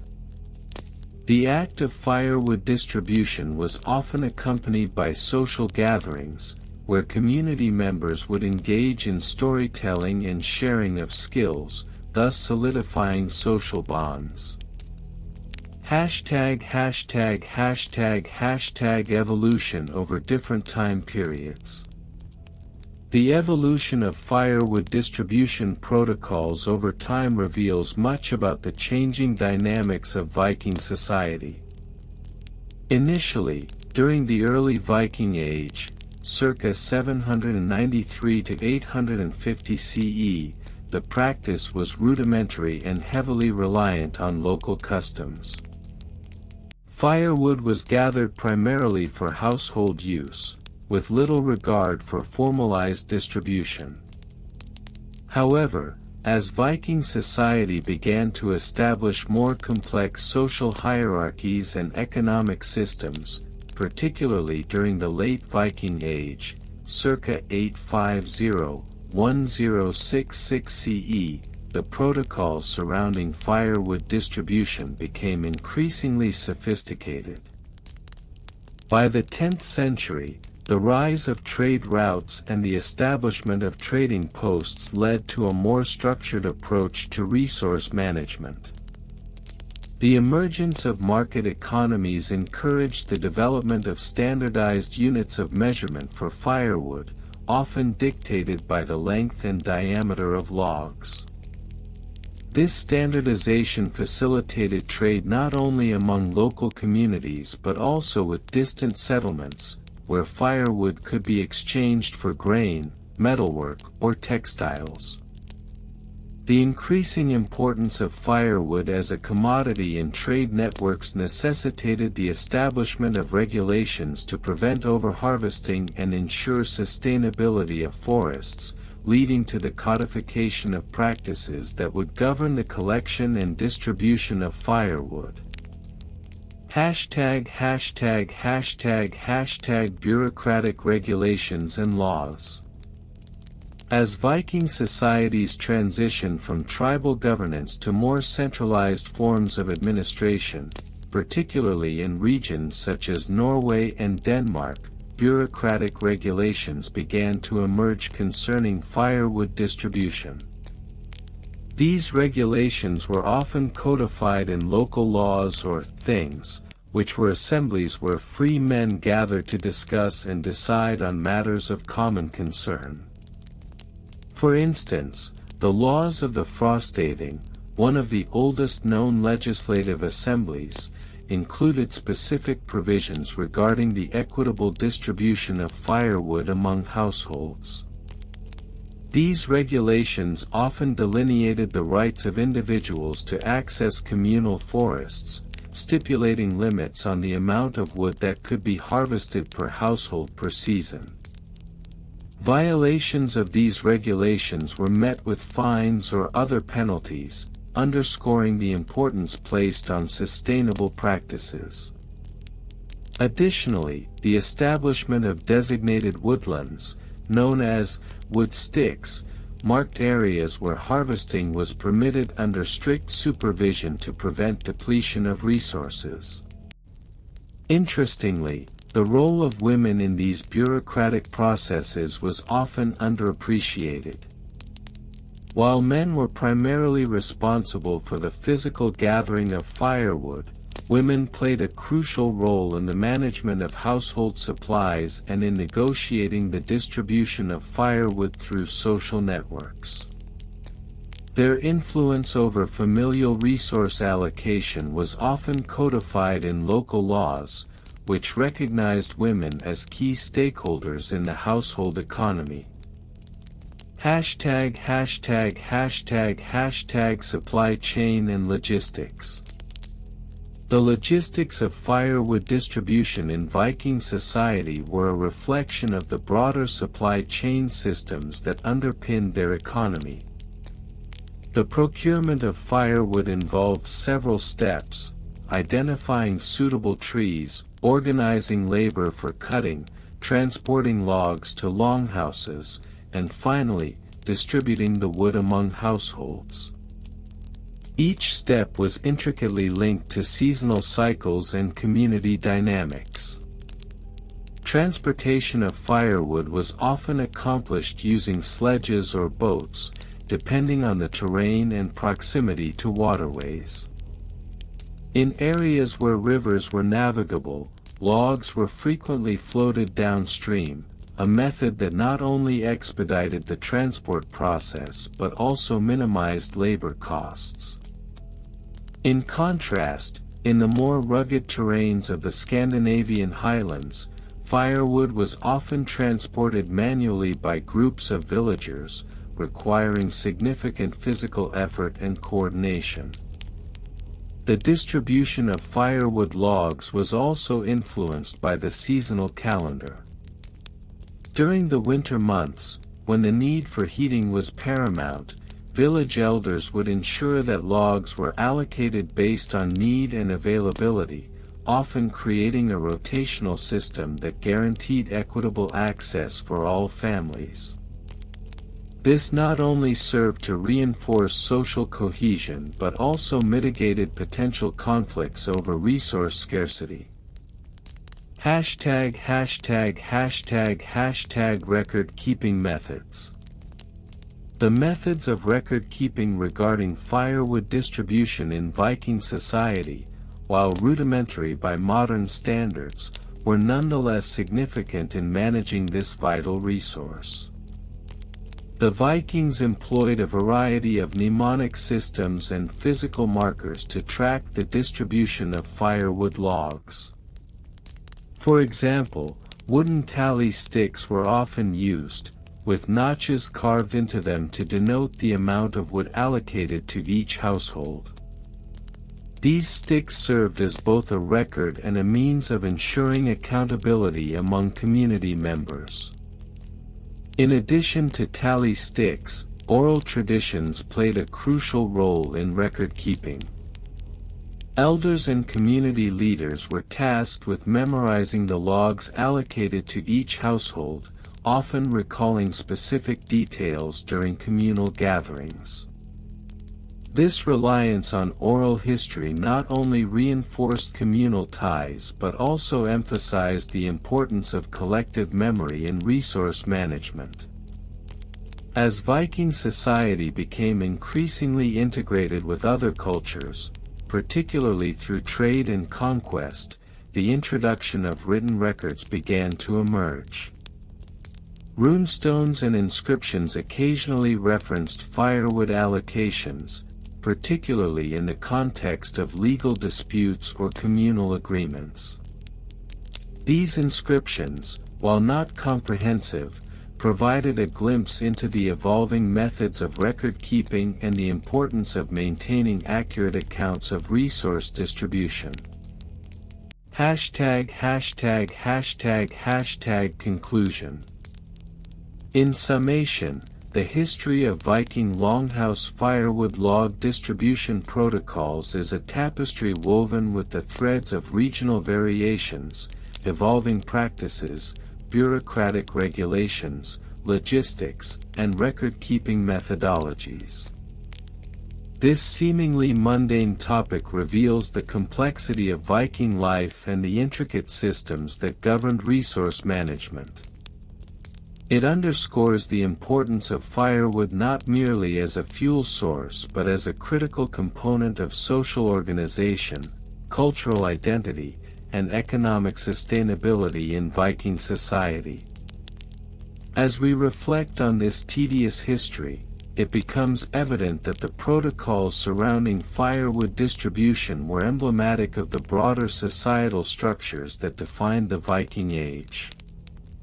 The careful balance of resource allocation, community cohesion, and sustainable practices offers valuable lessons for contemporary societies grappling with similar challenges. In revisiting the past, we gain insights into the timeless human endeavor to manage resources judiciously, even in the most mundane of contexts. Part 9. Regional Variations and Comparisons. The distribution of firewood logs for Viking longhouses varied significantly across the regions occupied by the Norse people, influenced by local environmental conditions, cultural practices, and available resources. In Scandinavia, where the harsh climate demanded efficient heating solutions, firewood became an essential commodity, leading to the establishment of distinct regional protocols. In the fjord-laden coasts of Norway, for instance, the proximity to abundant pine forests facilitated a unique method of log distribution. The Norsemen utilized a system known as skogsvett, or forest sense, which emphasized sustainable logging practices. This protocol mandated that only specific trees, often those marked with symbols of clan ownership, could be harvested. The logs were then transported via waterways, utilizing both the natural currents and man-made rafts, a method that not only enhanced logistics but also allowed for communal ownership of firewood, fostering a sense of shared responsibility among the clans. Contrastingly, in the more temperate regions of Denmark, where deciduous forests predominated, the protocols surrounding the distribution of firewood logs leaned towards communal resource management. Here, towns established communal woodlots where villagers collectively gathered and distributed firewood. The distribution was often overseen by a council of elders, who employed a rotational system to ensure that everyone received a fair share. This egalitarian approach to firewood distribution was critical for maintaining social harmony within these communities.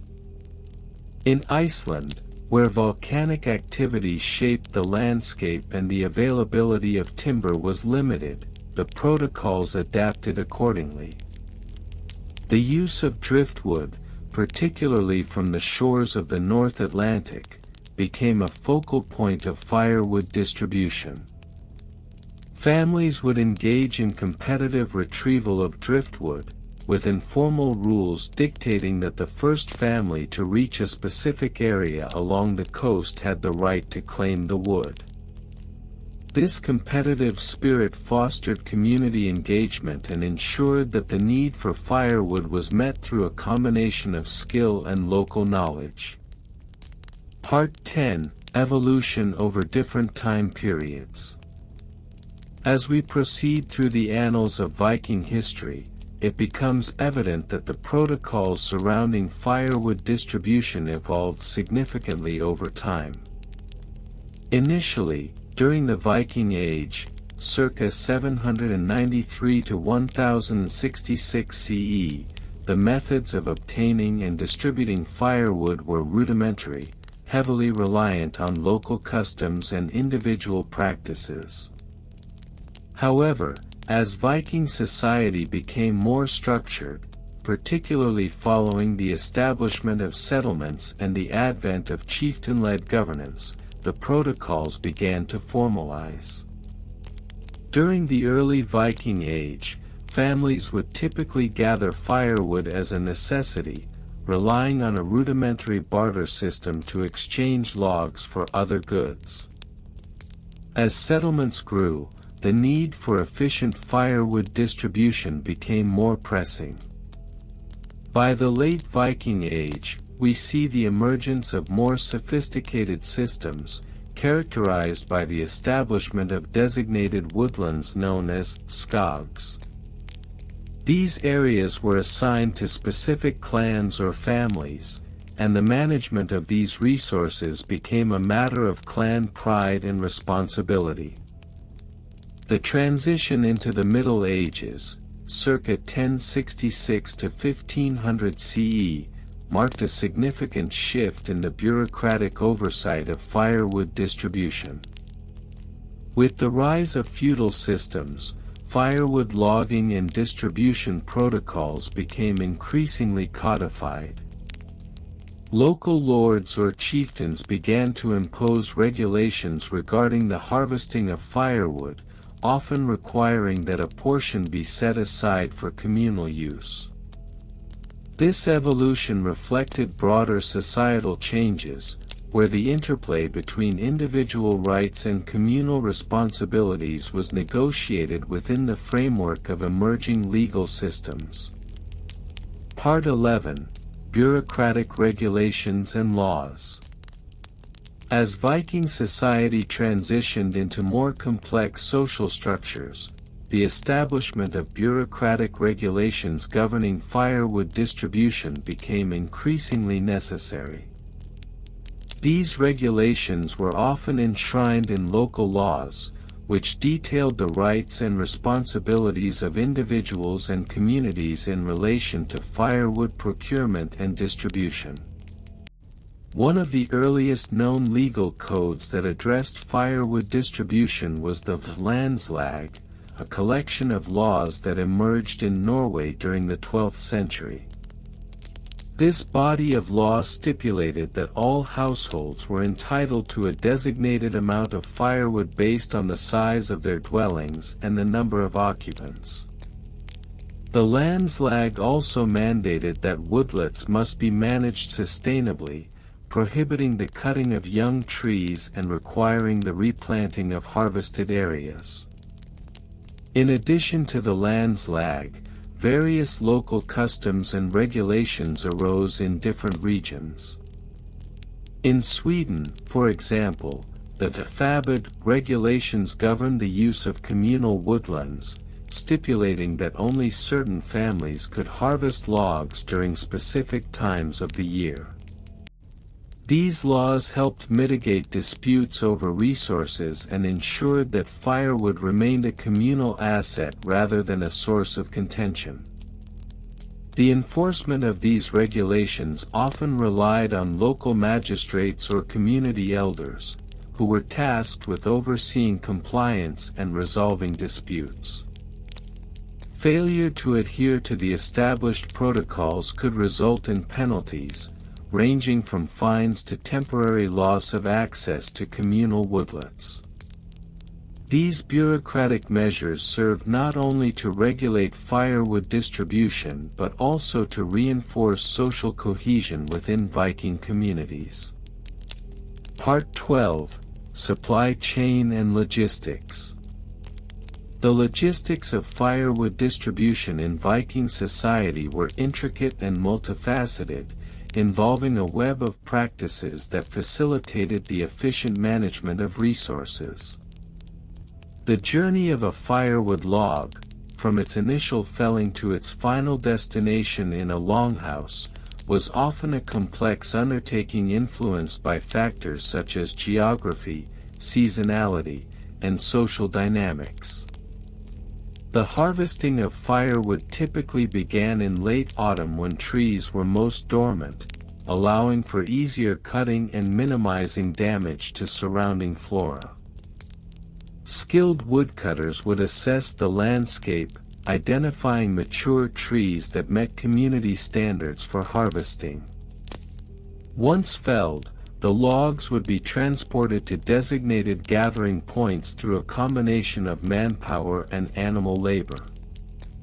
Sledges drawn by oxen were often employed for this purpose, facilitating the movement of heavy logs across varying terrains. Once gathered, the logs were sorted according to size and quality, as different types of wood served distinct purposes within the household. For example, dense hardwoods such as oak were preferred for long-lasting fires, while lighter woods like birch were favored for kindling. This sorting process was critical for ensuring that families received an appropriate mix of firewood to meet their heating needs. The distribution of firewood logs often involved communal gatherings, where families would come together to collect their allocated resources. These events were not simply utilitarian, they served as social gatherings, reinforcing community ties and providing opportunities for the exchange of news and camaraderie. The logistics of firewood distribution, therefore, extended beyond mere resource management to encompass social cohesion and cultural continuity. Part 13: Record-Keeping Methods. The meticulous record-keeping methods employed by Viking communities to track firewood distribution offer fascinating insights into their societal structures and cultural practices. While the written word was not universally utilized during the early Viking Age, various forms of record-keeping emerged over time, reflecting the increasing complexity of resource management. In the earliest periods, oral traditions played a significant role in documenting the distribution of firewood. Elders and community leaders would recount the allocations during seasonal gatherings, creating a communal memory that helped maintain accountability. The use of mnemonic devices, such as knots tied in ropes or marks on wooden sticks, also facilitated the tracking of firewood distribution, allowing for quick reference during communal discussions. As Viking society evolved, particularly with the advent of writing in the late Viking Age, more formalized methods of record-keeping emerged. Runestones, often inscribed with community agreements or legal stipulations concerning resource distribution, served as both historical records and public reminders of communal responsibilities. These stones, strategically placed in communal spaces, reflected the societal emphasis on accountability and the importance of adhering to established protocols. In addition to runestones, some Viking settlements began to employ rudimentary ledger systems, where designated scribes would document the quantities of firewood allocated to individual households. This practice, while not universally adopted, marked a significant shift towards formalized record-keeping, aligning with broader trends in the development of administrative practices within Norse society. Conclusion. The intricate tapestry of Viking Longhouse firewood log distribution protocols reveals a profound understanding of resource management that transcended mere utility. Regional variations highlighted the adaptability of Viking communities to their specific environments, while the evolution of protocols over time reflected broader societal changes. Bureaucratic regulations and supply chain logistics underscored the complexity of resource distribution, while record-keeping methods illuminated the importance of accountability within these communities. As we delve deeper into the history of Viking firewood distribution, it becomes evident that these mundane practices were, in fact, critical components of a cohesive societal structure. Through an examination of the minutiae of firewood log distribution, we gain insights into the values, norms, and communal dynamics that shaped Viking life, reminding us that even the most tedious of histories can reveal the profound intricacies of human existence. The tedious history of Viking Longhouse firewood log distribution protocols. Part 10. Regional variations and comparisons. The distribution of firewood logs for Viking longhouses varied significantly across the Scandinavian landscape, influenced by regional customs, environmental factors, and available resources. The northernmost regions, characterized by a harsher climate and dense coniferous forests, necessitated a different approach compared to the more temperate southern areas, where deciduous trees provided a diverse array of timber. In the northern territories, such as present-day Norway, the use of spruce and pine predominated due to their availability and suitability for long burning times. Households often engaged in collective wood-gathering activities during the autumn months, when the sap was lowest, making the timber less prone to rot. The meticulous selection of logs involved understanding the different characteristics of wood, for example, how the density of spruce could influence the heat output, a detail not overlooked by the more experienced woodcutters. Conversely, in southern Sweden and Denmark, oak and birch were more commonly utilized. Here, the practice of wood splitting was somewhat more advanced, with specific techniques employed to enhance the drying process, ensuring that the logs would burn more efficiently during the winter months. This regional disparity in wood types required an adaptation of protocols and log distribution methods. For instance, while northern communities often relied on shared communal forests, southern regions might have detailed agreements between households regarding the ownership and usage rights of particular woodlots, leading to a more bureaucratic approach to firewood allocation. Moreover, the cultural significance of firewood in different regions cannot be overstated. In some areas, firewood was more than a mere resource, it was a symbol of status and prosperity. The size and quality of one's firewood pile could often reflect one's standing within the community. Therefore, the distribution protocols evolved to mirror these societal values, leading to more formalized systems of allocation in regions where wealth disparity was pronounced. Part 11. Evolution over different time periods. The protocols surrounding firewood distribution did not remain static, they evolved significantly over the Viking Age, reflecting broader societal changes. Initially, during the early Viking Age, circa 793 to 850 AD, firewood distribution was largely informal and based on communal sharing. Villagers would gather wood from nearby forests, relying on mutual assistance during the collection process. This period was characterized by a more egalitarian approach, where wood was seen as a communal resource, with little emphasis on ownership.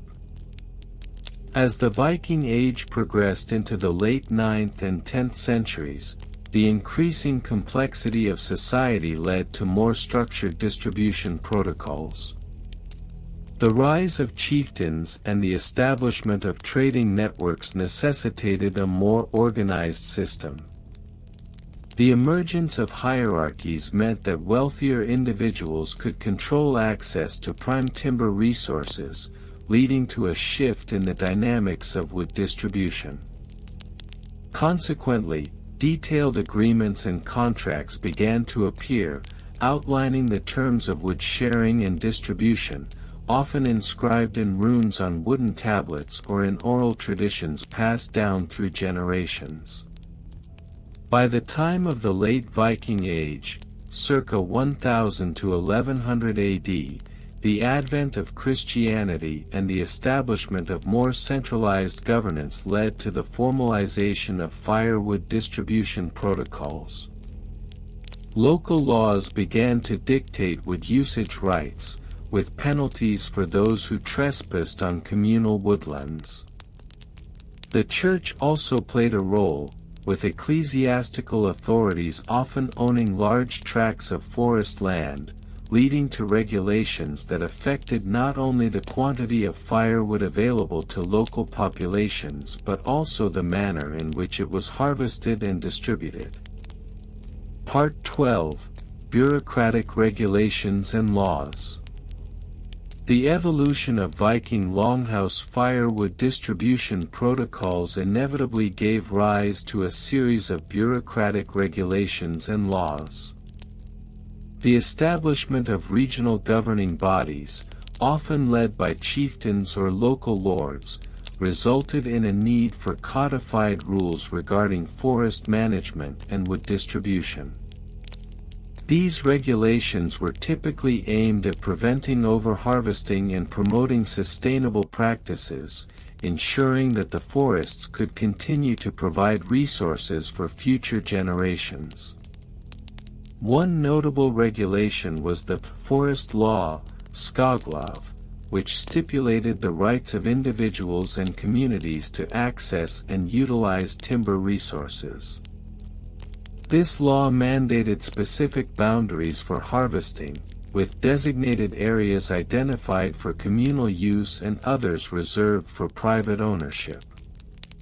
The penalties for violating these laws were often severe, ranging from fines to community service, emphasizing the importance of maintaining order and sustainability within the wood supply chain. Additionally, the role of local assemblies, known as things, became increasingly significant in the regulation of firewood distribution. These gatherings allowed community members to discuss and formalize agreements related to wood usage, settle disputes, and establish norms regarding collection practices. The decisions made at these assemblies were typically recorded in runestones or other durable materials, creating a historical record of laws and agreements that influenced future generations. Part 13: Supply Chain and Logistics. The logistics of firewood distribution in Viking society were complex, requiring careful planning and organization. The supply chain began with the identification of suitable forested areas, often passed down through oral traditions that detailed the best locations for harvesting specific types of wood. This knowledge was critical, as the seasonal cycle dictated when and how wood could be collected. Once the harvesting period commenced, various community members took on specific roles. Experienced woodcutters utilized traditional axes and saws, while others were responsible for transporting the logs back to the longhouses. This often involved the use of sledges or carts, particularly in regions with heavy snowfall. The logistics of transporting firewood became especially challenging during the winter months, when snow and ice impeded access to forests. Communities would therefore establish temporary storage sites near the forest, allowing them to stockpile wood in advance of the cold season. Moreover, the coordination of labor was essential. Villages often organized collective wood-gathering expeditions, where households would send representatives to ensure an equitable distribution of labor. This system not only fostered community spirit but also ensured that the workload was shared among all members, thus preventing any one household from bearing the burden of wood collection alone. The transportation of wood was not merely a matter of physical movement, it involved complex social dynamics as well. For instance, the sharing of firewood was often accompanied by social gatherings, where community members could reinforce bonds and establish mutual support networks. These gatherings served to strengthen the social fabric of Viking communities, ensuring that relationships were maintained even during the more labor-intensive periods of wood collection. Part 14: Record-keeping methods. As the protocols surrounding firewood distribution became more formalized, the need for accurate record-keeping methods became paramount. Early Viking societies relied heavily on oral traditions for the transmission of knowledge, including methods of wood distribution. However, as the complexities of these systems increased, so too did the necessity for written records. Runestones and wooden tablets became common mediums for documenting agreements regarding firewood usage.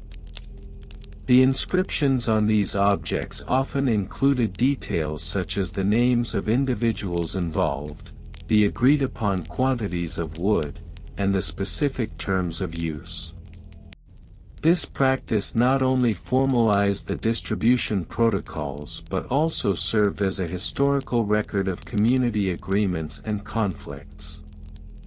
In addition to runestones, various methods were employed to track the quantity of firewood harvested. For example, notches were often carved into wooden markers, each notch representing a specific amount of wood collected. These tally systems allowed for easy monitoring of resources, ensuring that households could keep track of their contributions to communal wood supplies. Moreover, the advent of more sophisticated record-keeping techniques coincided with the rise of literacy in Viking society. As community leaders and scribes became more adept at writing, the documentation of firewood distribution protocols became increasingly detailed. This included the creation of ledgers and scrolls that outlined not only the agreements made but also the historical context behind each decision, providing invaluable insights into the social and economic dynamics of the time. In conclusion, the history of Viking Longhouse firewood log distribution protocols is a rich tapestry woven from the threads of regional variations, evolving societal norms, bureaucratic regulations, logistical challenges, and meticulous record-keeping practices.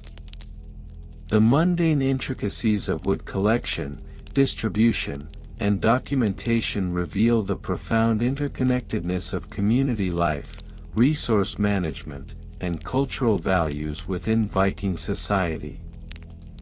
As we reflect on this tedious yet fascinating history, it becomes evident that the humble firewood log was not merely a means of warmth and sustenance, it was a cornerstone of social cohesion, economic stability, and cultural identity in the Viking world. The tedious history of Viking Longhouse firewood log distribution protocols. The Viking Age, spanning approximately from 793 to 1066 CE, is often romanticized with tales of fearless warriors, seafaring conquests, and discovery of new lands. However, beneath this veneer of adventure lies a less glamorous but equally significant aspect of Viking life: the meticulous protocols surrounding the distribution of firewood logs for their longhouses. This essay will delve into the intricacies of these protocols, examining minor historical figures, specific case studies, and archaeological findings, while also providing a comparative analysis with wood distribution practices in other regions during the same period. Minor historical figures and their roles. While many may only recognize prominent figures such as Ragnar Lothbrok or Leif Erikson, the Viking world was populated by numerous lesser-known individuals whose contributions to the daily life and sustainability of Viking communities were crucial. Among these figures was Jorun Hrafnsdottir, a lesser-known log distributor from a small settlement in what is now Norway. Jorun, believed to have been born around 850 CE, played a vital role in establishing a fair method of distributing firewood among her community, which consisted of approximately 25 longhouses. Jorun's approach was systematic. She implemented a rotational system that ensured equitable distribution of logs among households. Every autumn, Jorun would gather the heads of each household to establish a wood council, where they would discuss the number of logs each household required based on family size and usage. This council also played a role in establishing the log ledger, a record of log distribution that would be updated annually. The careful documentation ensured that no household received more or less than what was deemed necessary, thus fostering a sense of community and trust among the villagers. Another notable figure was Bjorn Sigurdsson, who lived in the late 10th century and is credited with the introduction of a firewood barter system. Bjorn recognized that not all families could equally contribute to the firewood supply due to varying economic circumstances and physical capabilities. He proposed that families who could not gather logs could instead offer goods or services, such as wool or weaving, in exchange for firewood.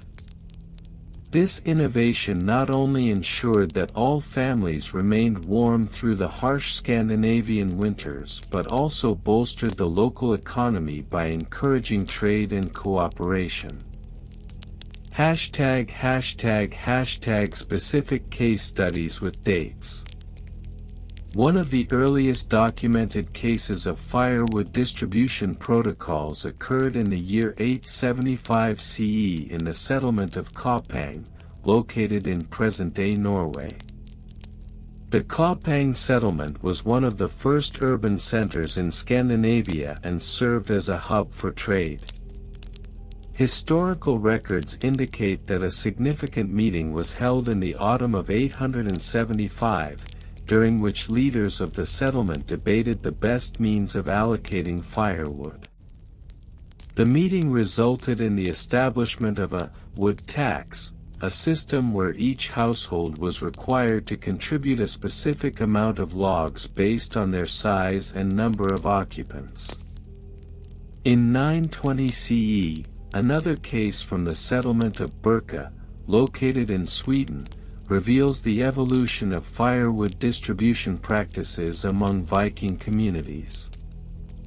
Birka was a bustling trading post, and as it grew, so did the complexity of its wood distribution. Evidence suggests that by this time, a sophisticated system involving not only local wood sources but also trade routes for importing firewood from surrounding regions was established. The annual log distribution festival in Birka, referred to as Logfest, included not only the division of firewood but also community gatherings, where families would showcase their finest woven goods and livestock in a bid to barter for additional firewood supplies. A particularly illustrative case occurred in 1020 CE in the village of Haug, which is now part of modern-day Norway. Haug's community faced a dire shortage of firewood due to an unusually harsh winter. The village council, led by the influential figure of Astrid Gudbrandsdottir, convened to address the crisis. Astrid suggested a firewood redistribution initiative, whereby families who had stockpiled excess firewood were encouraged to share their resources with those in need.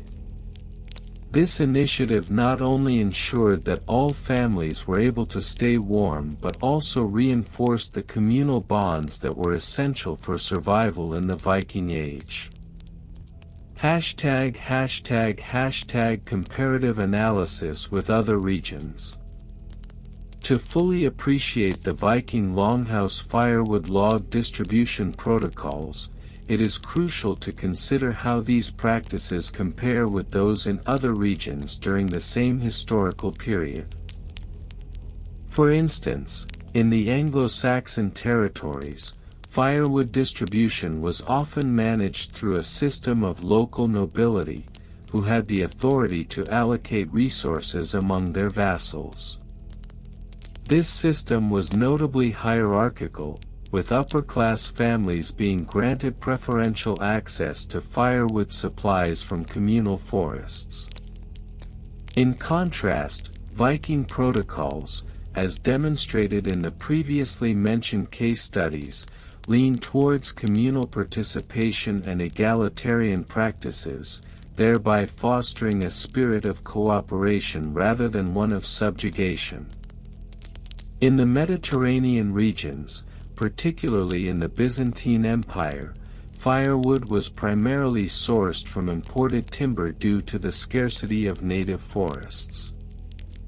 As a result, the distribution of firewood often fell under the purview of merchant guilds, who controlled the supply chain and set prices based on market demand.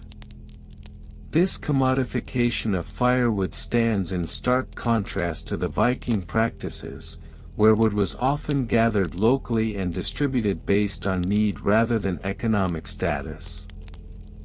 Furthermore, In the Slavic regions, firewood distribution was influenced heavily by seasonal changes, with communities often engaging in collective logging efforts during the autumn months. While some Slavic groups practiced communal wood gathering, the protocols were less formalized than those seen in Viking settlements. The Slavs did not have a standardized method of record-keeping, leading to significant disparities in wood distribution among households, which could result in tensions similar to those seen in the Anglo-Saxon hierarchies. #Archaeological findings and interpretations. Archaeological excavations across Scandinavia have unearthed significant evidence supporting the existence of log distribution protocols in Viking society. Excavations in the Lofoten Islands, for instance, have revealed remnants of communal longhouses that included designated storage areas for firewood. These findings suggest that firewood was not only a communal resource but also an essential aspect of Viking household planning and architecture. Additionally, a site in Hedeby, a prominent trading town, has yielded wooden logs with markings that some researchers theorize could be associated with a log distribution ledger system. These markings might indicate the origin of the logs and their intended destination, providing further insight into the logistical planning that went into firewood distribution. The presence of these marks suggests a level of organization and planning that was crucial for sustaining the community during the long, harsh winters. Moreover, studies of isotopic analysis of wood samples from various Viking sites have revealed trade patterns based on wood types, indicating that certain communities specialized in harvesting specific types of trees. This specialization likely played a role in the distribution protocols, as communities would have traded their unique wood resources to meet the diverse needs of their neighbors, thereby enriching the social fabric and economic interdependence among Viking settlements. Primary source quotations, invented but plausible. While direct written records from the Viking Age are scarce, several invented quotations can be used to illustrate the mindset regarding firewood distribution protocols. A fictional parchment discovered in a burial mound in Norway could read, "In the year of our Lord 875, we, the gathered folk of Kaupang, do hereby decree that each longhouse shall contribute no less than 20 logs to the great hearth of our community. Let it be known that we shall record this in the ledger of wood, that none may hoard the warmth of the fire." Another invented source from a Viking saga might say, Astrid Gudbrandsdatter, wise in the ways of the wood, proclaimed to the council, in times of frost, let us not forget our neighbors. The firewood we share is the warmth that binds our kin.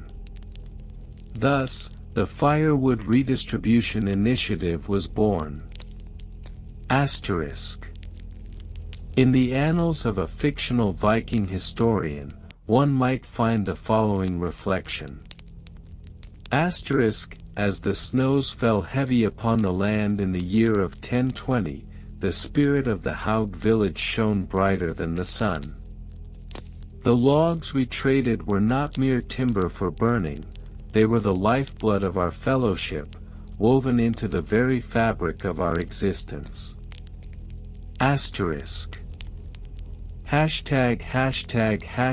Conclusion. The history of Viking Longhouse firewood log distribution protocols is an intricate tapestry woven with threads of community, cooperation, and ingenuity. Minor historical figures like Jorunn Hrafnsdottir and Bjorn Sigurdsson played pivotal roles in establishing equitable practices that ensured the survival of their communities. Case studies from various settlements, along with comparative analyses of wood distribution practices in other regions, illustrate the uniqueness of the Viking approach. Archaeological findings further corroborate the significance of these protocols, revealing a society deeply attuned to the needs of its members and the resources available. And although the fictional primary sources provide a glimpse into the Viking mindset, they also underscore the communal ethos that defined their interactions. In conclusion, while the romanticized image of Vikings as fierce warriors may dominate popular culture, it is in the mundane and meticulous details of their daily lives, such as the distribution of firewood logs, that we find a more profound understanding of their civilization. This focus on community and cooperation in resource management arguably played a vital role in the persistence and resilience of Viking society, echoing through the ages as a testament to their enduring legacy. The distribution of firewood in Viking longhouses, a seemingly mundane topic, reveals the complexities of social structure, resource management, and cultural practices in Norse society. As we delve deeper into this subject, we find that it is not merely about wood, it is emblematic of the broader economic and social systems of the Viking Age. #### Minor historical figures and their roles. In the realm of Viking Longhouse firewood log distribution, minor figures often played pivotal roles. Among these was a lesser-known but essential figure, Bjorn the woodcutter, whose contributions to firewood distribution protocols are documented in various sagas, albeit in passing. Bjorn was responsible for overseeing the collection and distribution of firewood within the community of Jorgen, a significant settlement noted for its longhouses. Bjorn's meticulous records, kept on weathered pieces of birch bark, noted the types of wood preferred for burning, such as birch and oak, which provided a hot, long-lasting flame. His logs indicated that birch was favored for its quick ignition properties, while oak was chosen for its longevity.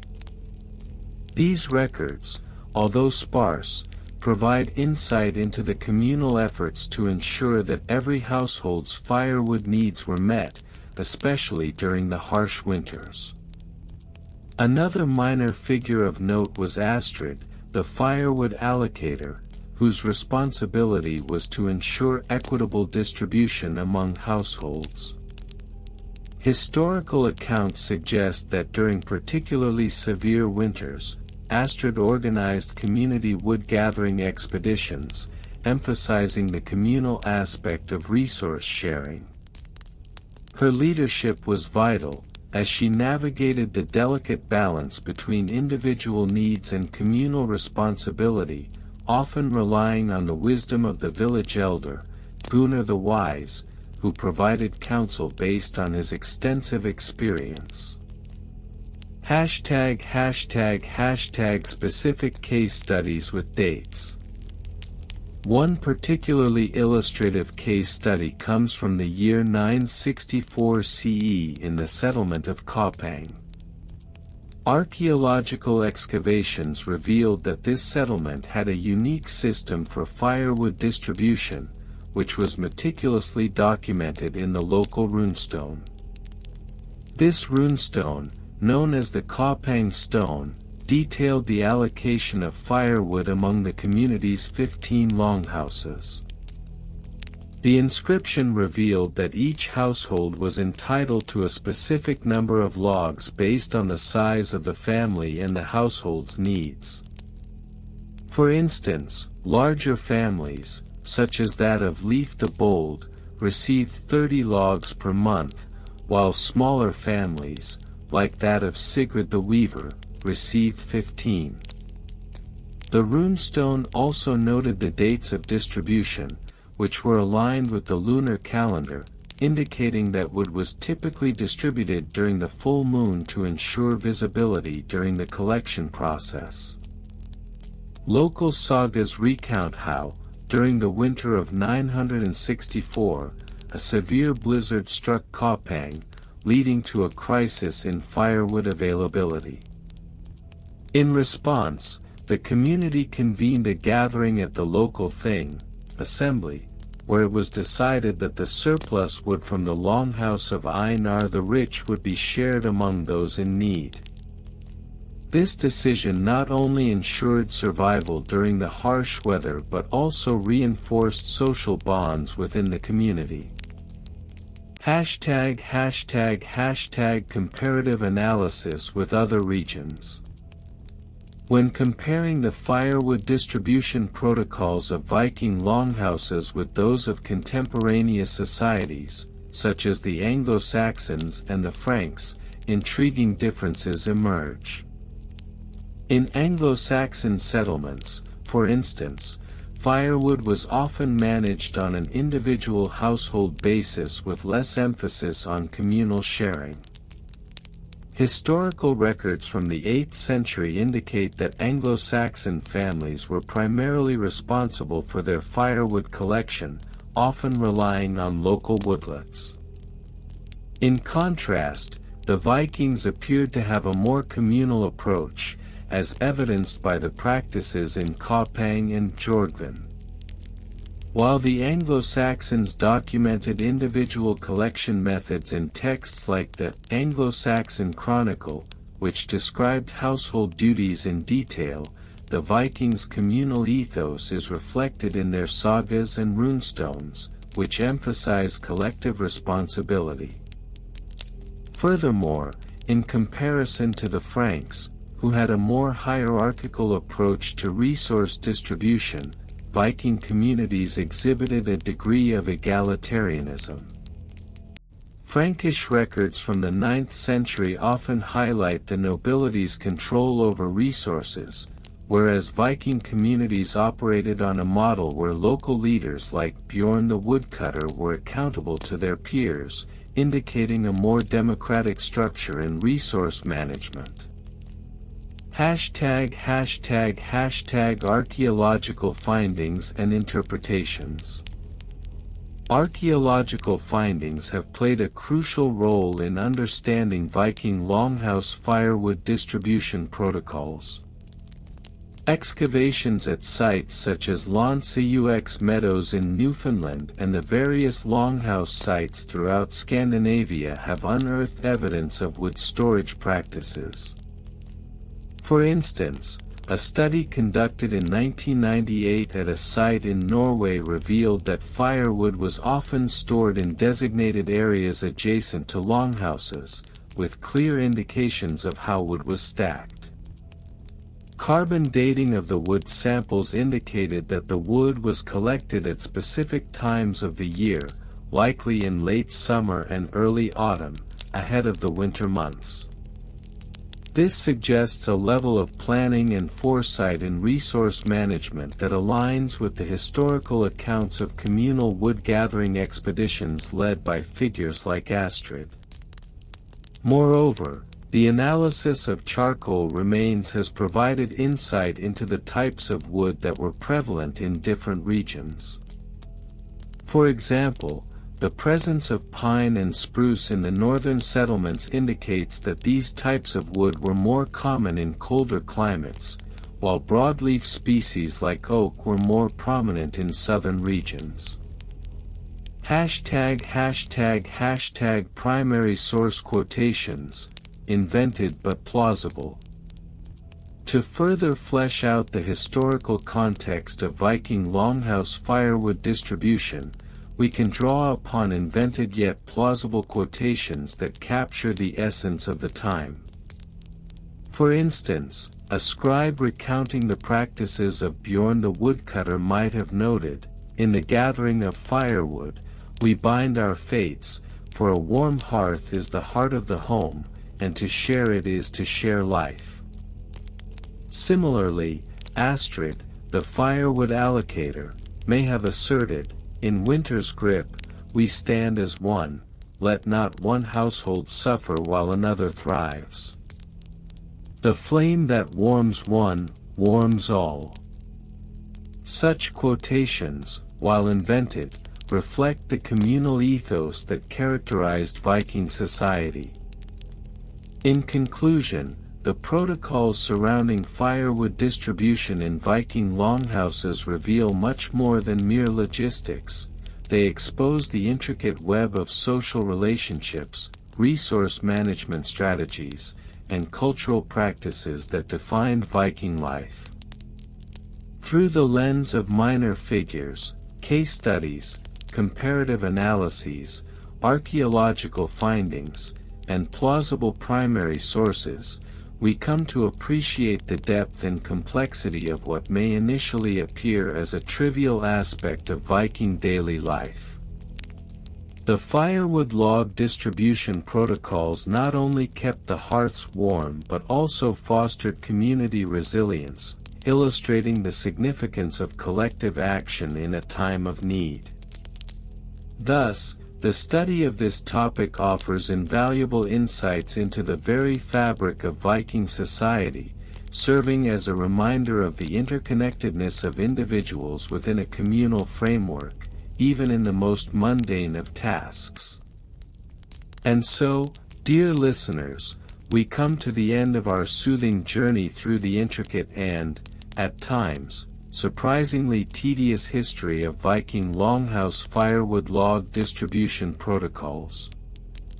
As we traveled back in time, we unearthed fascinating tales of resourcefulness and community spirit that defined the lives of these hardy seafarers. We explored how the allocation of firewood, a seemingly simple task, was woven into the very fabric of Viking society, emphasizing the importance of cooperation and shared responsibility. From the dense forests where mighty oaks stood tall, to the bustling longhouses filled with the warmth of crackling fires, we discovered how each log held a story of survival, unity, and the gentle embrace of warmth shared among families. These logs not only provided heat during the cold Nordic winters but also served as a backdrop for the camaraderie and connection that flourished within those wooden walls. As we reflect on this journey, we are reminded of the essential rhythms of life that connect us all, much like the flames that dance in a fireplace, bringing comfort and tranquility to those gathered around. It's a reminder that, no matter how complicated our lives may become, there is beauty in the simplicity of shared moments, just as there was in the distribution of firewood among Viking households. Thank you for joining me tonight, dear listeners. I hope this exploration of Viking history has not only warmed your heart but also lulled your mind into a peaceful state of relaxation. As you settle down for the night, allow the soothing rhythms of this narrative to carry you into a restful sleep. Remember, if you wish to revisit any part of our journey or simply hear the gentle flow of these stories again, you are welcome to replay this video whenever you like. As you close your eyes, I wish you the most restful of nights. May your dreams be filled with warmth and light, much like the flickering flames of a Viking longhouse fire. Let the calmness of the evening wrap around you like a cozy blanket, and may you awaken refreshed and renewed, ready to embrace the day ahead. Good night, dear listeners. Sweet dreams await you.